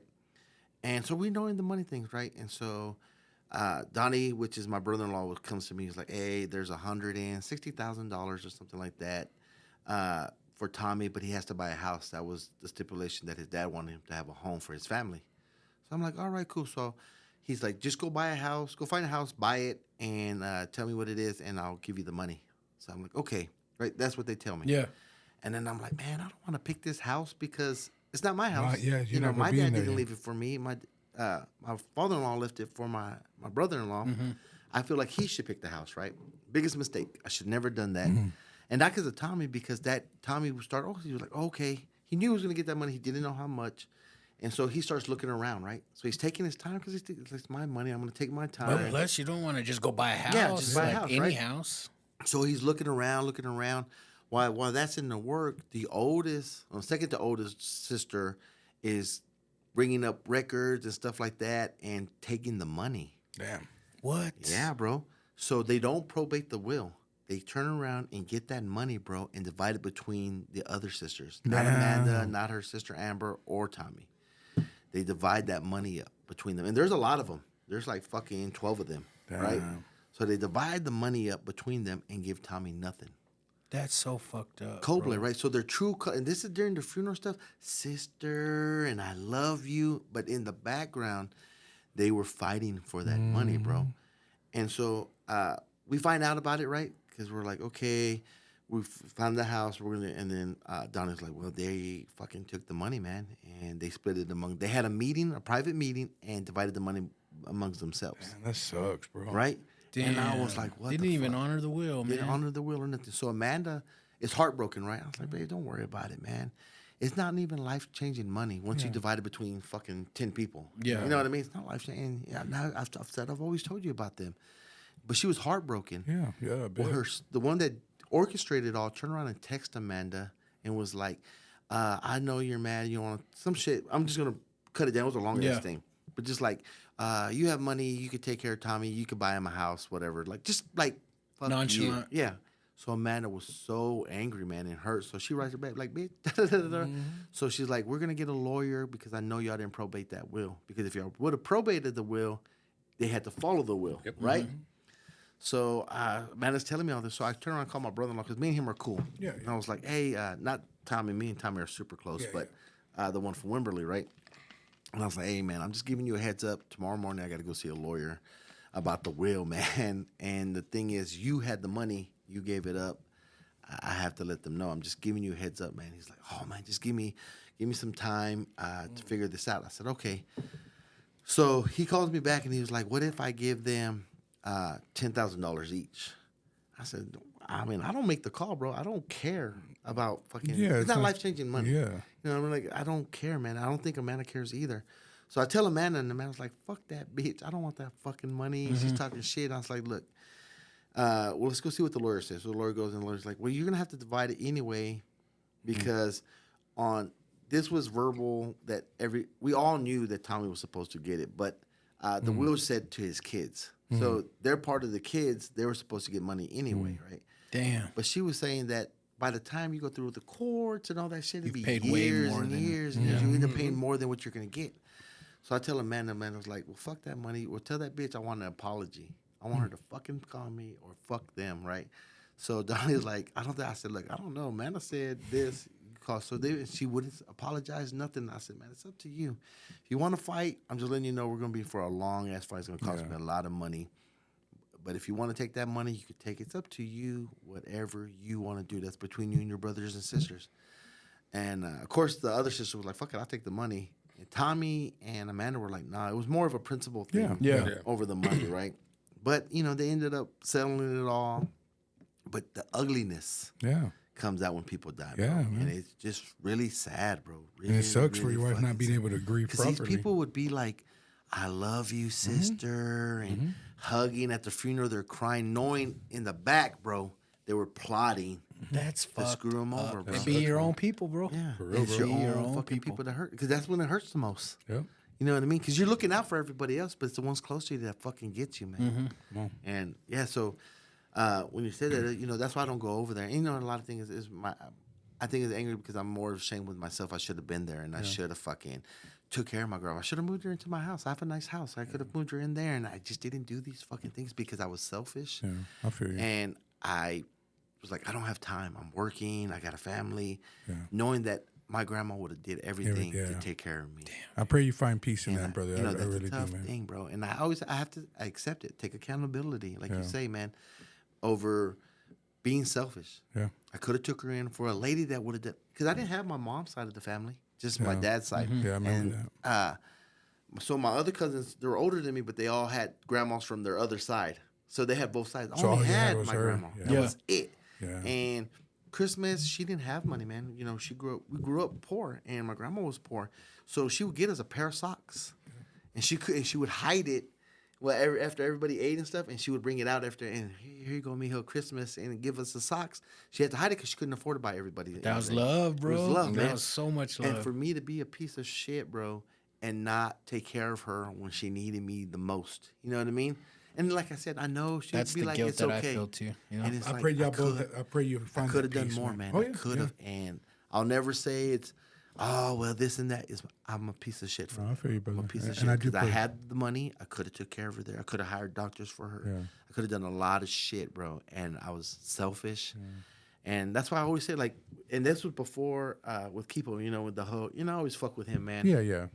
But like, as soon as I know I'm wrong and I told somebody and I talk shit to them and I know I'm wrong, I will fucking call you and fucking tell you, hey, bro, I was wrong. I'm fucking wrong. My bad. You're still a hoe. but I'm but you're fucking accountable. wrong. Yeah. You know what I mean? Yeah. And I'm gonna take that accountability and I'm never gonna sugarcoat it. No. Because it just weighs on me, man. It fucking That's big kills shit, though, me, bro. That's big beats that at you me, can be bro. real open about And, that. like That's I said, badass. man, I don't know, And then, so when you said that about it, really hit me at home because I know how you feel, man. I know how you feel because It's stuff like that. it's guilt. It's a lot of guilt, and it's hard to process it. But I didn't know you were going through the same shit. Yeah, and like I said, I know, that's my grandma, and I was close to her, but like I couldn't even imagine the guilt I feel for that. I couldn't even imagine with my dad, or my mom. You know what I mean? Like you got your parents, and you have your dad, and you lost your dad. Like I couldn't comprehend that because if I feel this shitty on my grandma, and she has kids, she has kids. They should have been them first. Yeah. Not knocking any of my uncles; they're old already. Yeah. But like I was her favorite because she knew I was all she had. So I was her favorite. You know what I mean? She knew the other grandkids had other grandparents and shit like that. Yeah. She knew I was the only thing I had. That was my only That's big grandma, love, my only man. grandpa. Yeah. And for me, and it wasn't like I didn't have the money. Yeah. I had the money. Come on, And it's not like I didn't have the space. I had the house. Yeah. But I was just so consumed with making money and fucking doing the things. Sometimes, I was just like, now I'm sitting back and like, golly, man, what the fuck? I could have fucking made more time. I could have brought her home. And that shit is, so I couldn't That even Monday imagine. morning quarterback shit, dude, it eats at you. You're like, I could have done this. I should have done that. Man. Yeah. You said something that it sparked. I watch this podcast and it's a comedian and he always fucking hammers it home with some real shit. And like he's not funny in this podcast. and he was talking about he had a guest, and he was like, "How old's your mom?" And he's like 70, and then he goes, "How often do you see your mom?" He's like, "I see her on Christmas and Thanksgiving." He's like, "Oh, twice a year?" He's like, "Yeah." And he's like, "Where does she live?" And he's like, "Oh," he tells like they live far apart, and he goes, "So she's 70. Realistically, like you think like you want her to live forever, but let's just say she's got like 10 more years in her." He goes, "Dude, that's only 20 more visits that you'll have with your mom." Well, And when he said that, you can see the fucking pain and the guilt and the shit in the other dude's face. True, man. And sometimes it takes an outside perspective to make some people realize, like, hey, I need to, my brothers have been more, these last few years, they take care of my mom more than they ever did. And it's no disrespect to them. We used to butt heads. But one day we were all drinking, and he told me, he's like, realistically, he's like, it's because we knew we had you there. They were afraid because they weren't around when my dad died, and they were like, it's that they don't, I'll deal with it later. I'll deal with it when I cross that bridge. And me being the young brother, they knew I was going to take care of mom when she had strokes. And now, man, they'll call to check on her. They'll send money just to make sure she has something. And to me, being baby brother, that's all I ever wanted. It was that for my mom to know. So I get where you're saying that guilt you have on that's probably why you try to be the dad that you are to your kids. Yeah, and I think I the husband. overcompensate a lot of things. Right. I try to help because I feel so guilty on certain shit, Right. bro. And because somebody was telling me last time, like I was talking about, like we don't know our parents really, man. Right. Like they were fucking young and they had lives, man, and they did all this fucking shit. And I've never sat down and asked my mom, like, how were you when you were fucking do it, man? Do 15, it. 16, do it. 17? Write it down too. Or my bro. dad, you know what I mean? Like, because my daughter knows me as dad. Yeah. My son knows me as dad. Yeah. But they don't know me as San Juan fucking driving the truck. Yeah. Us at the thing on the bar, fucking looking at these girls get naked. They don't know those things about us. True. We were people, man. We were fucking young, and so you think about that, like, golly, man, they had these lives, and I don't know. Like my grandma, I never asked her those questions. For real, bro. brother.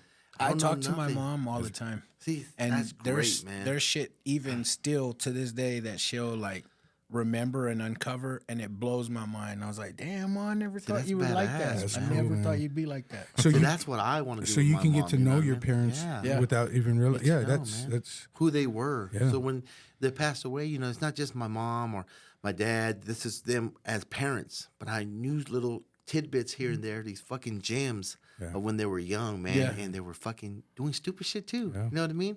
And crazy shit, and it makes you think those things. Well, my mom used to tell me stories about my brothers and sisters because I'm the youngest out of all of us. My mom and dad. Well, my mom had me at 42, so there's a big age gap between me and my brothers and sisters.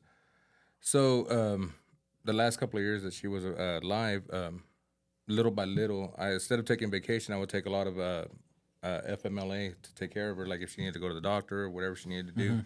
yeah. The last 3 years that she was around, I was constantly going back and forth through to Fort Worth to go work. So what I would end up doing a lot of the times, I would call her morning, lunchtime, nighttime. Yeah. And I would literally drive home on the weekends to either one, DJ, or two, take her to this grocery store, let her spend whatever time at whatever store she wanted to be at, buy, look, whatever, and then drive my happy ass all the way back to Fort Worth to go to work the next week. Yeah, because it was important That's to just you. shit you had to do. Yeah, you do that for people you love. You go above and beyond stuff that maybe when we were younger, we're like, man, I ain't got time for all that. But when they're important to you, maybe you deep down knew that you didn't have much time with her, so you got to spend that time when you can. Like when you lose them young, man. See, when I was telling San Juan, the last time I saw my mom alive, I was leaving for Fort Worth, and she asked me that weekend, she goes, what do you want to eat, mijo? And I said, menudo. I go, I haven't had menudo in a while. So she's like, well, take me to go get the stuff. Of course, I paid for it. Yeah. Bought everything. Woke up kind of late, and I'm like, Mom, I got to go. She's like, no, you're going to eat menudo before you leave, and then you can leave. So she prepared it, y toda la cosa, and then, she serves me my menudo and the limon and She everything. knew, bro. Yeah, she had to do that. And I believe that. What caught me out about the whole thing is when you leave Amherst, right there where the clinic's at, my mom never walks to the edge of the street and watches me leave and turn. She knew. And I saw her through my rearview mirror doing that, and I was like, okay, this is kind of odd. I just kept on driving. and that was the last time I saw my mom alive. She wanted to break bread with you one last time, bro. That's awesome. I'm glad you were able to. I'm glad That's you were awesome able that to, you yeah. got that. Yeah, for sure. Because a lot of folks don't even get that. Well, I was the last one to speak to her alive. You Over the also phone. defied all odds, though. Because it's usually the daughter that takes care of the parent. Yeah. It's hardly ever the son that takes care of the parent. Well, I was a mama's boy. Oh yeah. I mean, we all are, but it's still, it's still takes on that yeah. responsibility because they're more nurturing, more caregiver. Yeah. Situation. But like with Joe, my buddy Joe, he has his son, and it's just like, man, he'll never know Yeah, it sucks. Joe. You know what I mean? He will never know him, and like the shit we did, in the fuckery. You know what I mean? And his oldest son, Evan, came over and with the Tahoe and stuff, and he came over and stuff, and we're talking, and Chrissy brought him, and I was showing him pictures of when we were young. We were fucking 16, 17 years old, and I was showing him the pictures and shit, and he was like, damn, I've never seen a picture of my dad this young. Wow. I said, man, I'm going to tell you this, man. Your mom, your grandma, all going to tell you fucking stories, but you want to hear some real shit about your Come dad? holler at me, yeah. Good, bad, I'm going to tell you all of them. Come over here, man. You're always welcome here. And I will tell you about all the fucked up shit your dad did and the fucked up shit we did together. So you'll know who he is. You know what I mean? It's more than just those pictures. And when you were a kid, he was real. He had a life before, man. And that's what I always worry about is like, if I die, man, like what are they going to say about me? And what are they going to know about me? Keep the memory alive. Being, I'm speaking from the heart right now. Being your homeboy, bro, it's uplifting. It's a breath of fresh air. It's an honor, and I don't know. I can't even describe and put into words what it is to be your good friend. Yeah. It's that uplifting for me. But you told me that story. You said like they gave you his Tahoe, right? Mm-hmm. And I don't know anyone legit that would turn right around and give it to his oldest son. Yeah. Like, hey, this ain't mine. This is your dad. This belongs to you. You know. That's why it was so important that when I got it, I was like, man, this was Joe's. But I knew he had a son coming of age. You know what I mean? And just to write, because like I can't imagine. Like I said, I've been blessed, man, to have my dad. Regardless of how he was, it made me who I am. And shit. I always fuck around talking all the shit about how he fired me, which he did all the time. But you still have him, and to have him, to be blessed to have him. So when when you lost your dad, and you lost your dad, and you lost your parents, it's like, damn, man, makes you think like I see him and I hold on and I call him sometimes. He goes, fucking, I'll call you back. I'm like, oh, at least he said something. You know what I mean? Yeah. But when I see Joe and stuff, and I see my friends, I'm like, man, if you have kids, I will always tell them about you. You know what I mean? Because who else is going to tell these stories about you? Who else is going to know you? Like, you're going to know me. Yeah. You fucking know me. Y'all fucking know me. Yeah. So if I died on the way home today, right? Yeah. It was my time. Yeah. I got Malachi.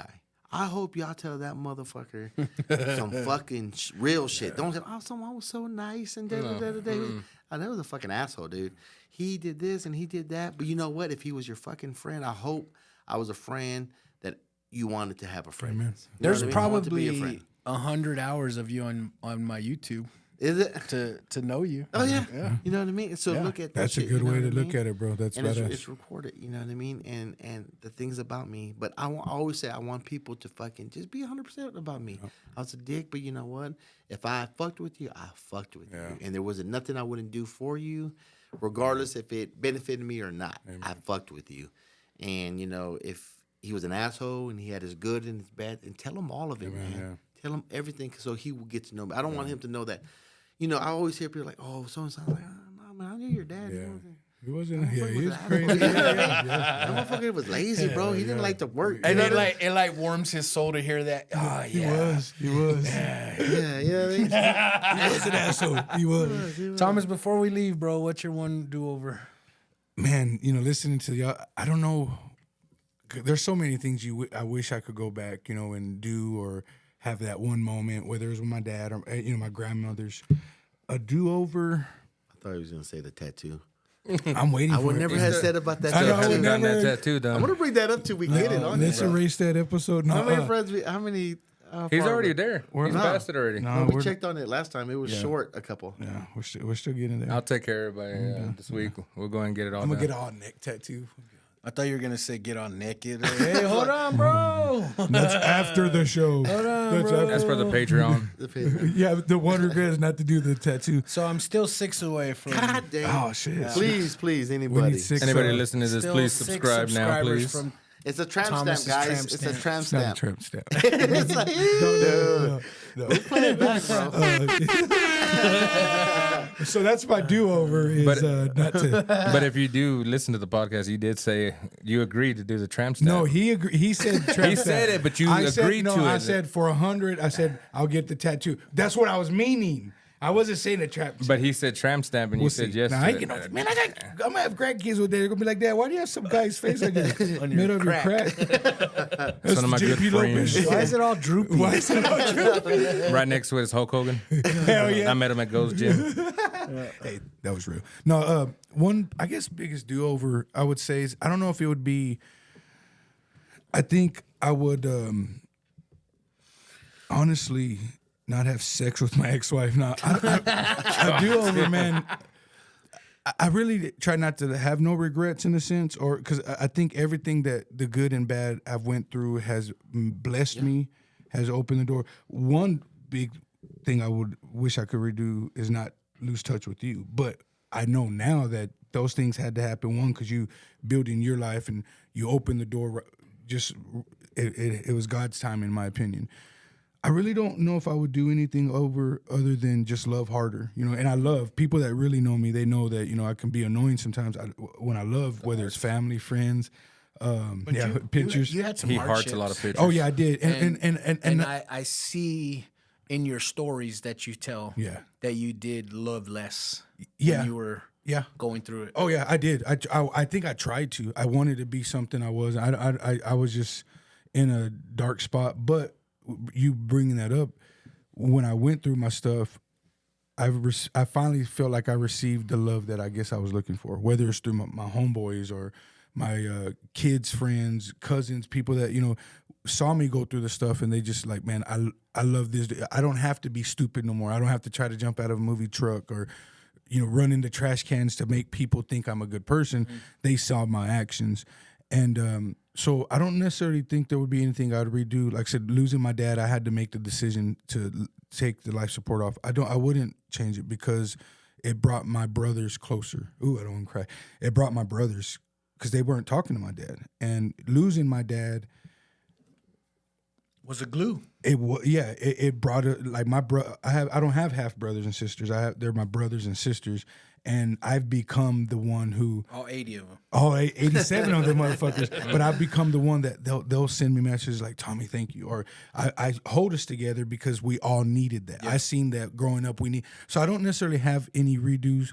I just would if I had to choose an answer, it'd be, I would just go back and love even harder than I have. And because it's made me the man I am, the brother I am, the friend I am. It's opened up doors to rekindle, just seeing y'all grow as fathers, getting to know your kids, getting to meet your wife and your son. It's an interesting thing, though, because you were always known as the Care Bear. Oh, yeah. So to have you not be the Care Yeah, Bear, it was. it's I think that's when. different. Yeah, and It's I think that's fucking when different. people saw that. When people started seeing that, okay, and I still love, but I'm also too. I realize that people will fuck you over, and Oh, yeah. so you gotta. I have my guards up sometimes, but also I got to take chances. Like someone was talking, you know, whether it's financial or opportunities, jobs. Sometimes you got to take a chance. Yeah. You know, to come on your show, you know, I'm riddled with anxiety. So the first time I came on, dude, I wouldn't even look at it, and people that didn't know that, they would think I'm just this guy who attention, you know, funny, blah blah blah blah blah.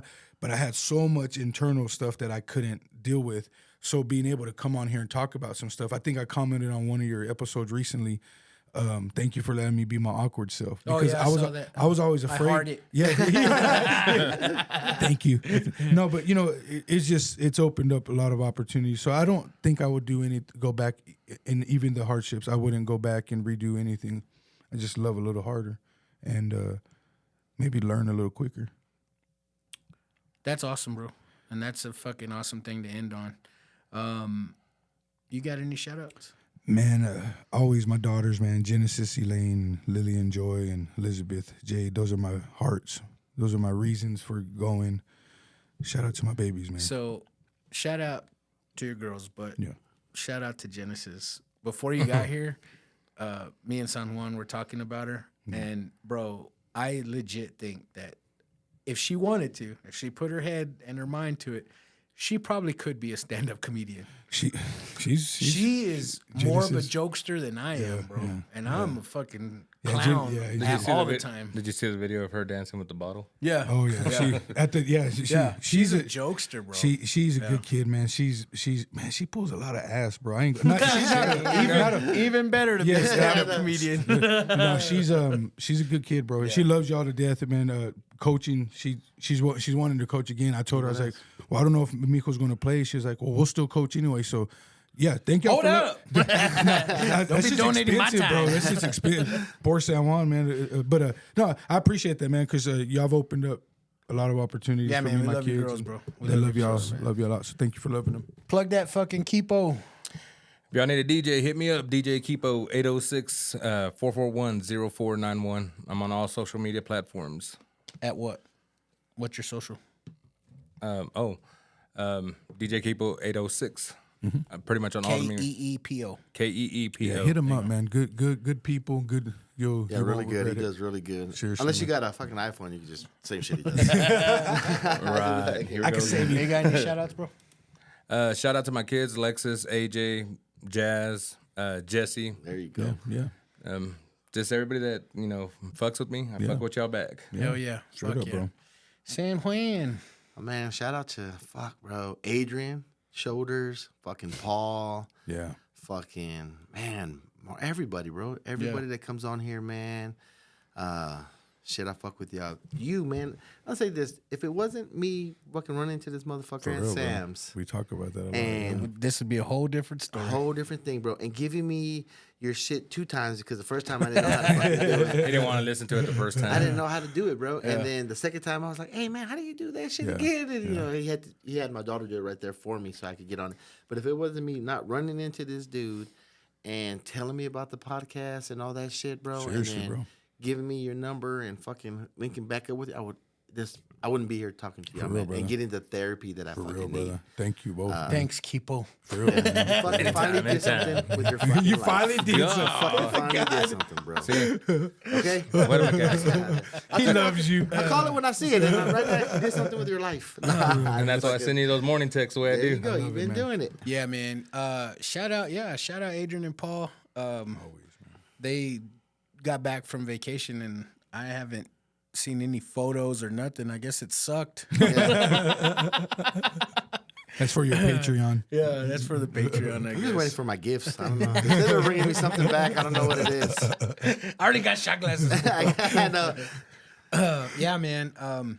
Shout out my wife, my mom, my sister, my niece, and if you could please help a Mexican out and share the show. Please rate and review, like and subscribe. I really, really want to come together and receive any kind of donation. If you could donate 50 cents, $1. Right now, I'm going to put all my Venmo and Cash Apps out there. Please donate. And the donation is going to go towards buying backpacks and school supplies. Heck yeah. Well, I just got a text from Cow. He said he was going to do $500. $500. No, I got you if you need a DJ. Well, we're going to do a telethon. No, there we go. There you go. That's what I like to do. Do I need Jerry's to put kids. do I put Jerry's lasso kids. on my nipples and just shake it for 30 Damn minutes? right. Hey, You know what? For real, though, you know what, man? I like that idea, man. Like a raffle thing, we could do something. Like, I'll donate painting somebody's exterior home. Oh, nice. We'll get Okay. something going, man. That way we could do for the kids, man, and do it all I'll donate Yeah. $5. JP. And what I want to do is, when it comes to something like that, you always get accused of some fuckery. Yeah. I'm going to document the whole thing. Oh, yeah, all yeah. the earnings, I'm going to cash it out and then give it to, and I'm friends with, school teachers, and I can always pick their brain and decide, or have them tell me where to put all this money towards.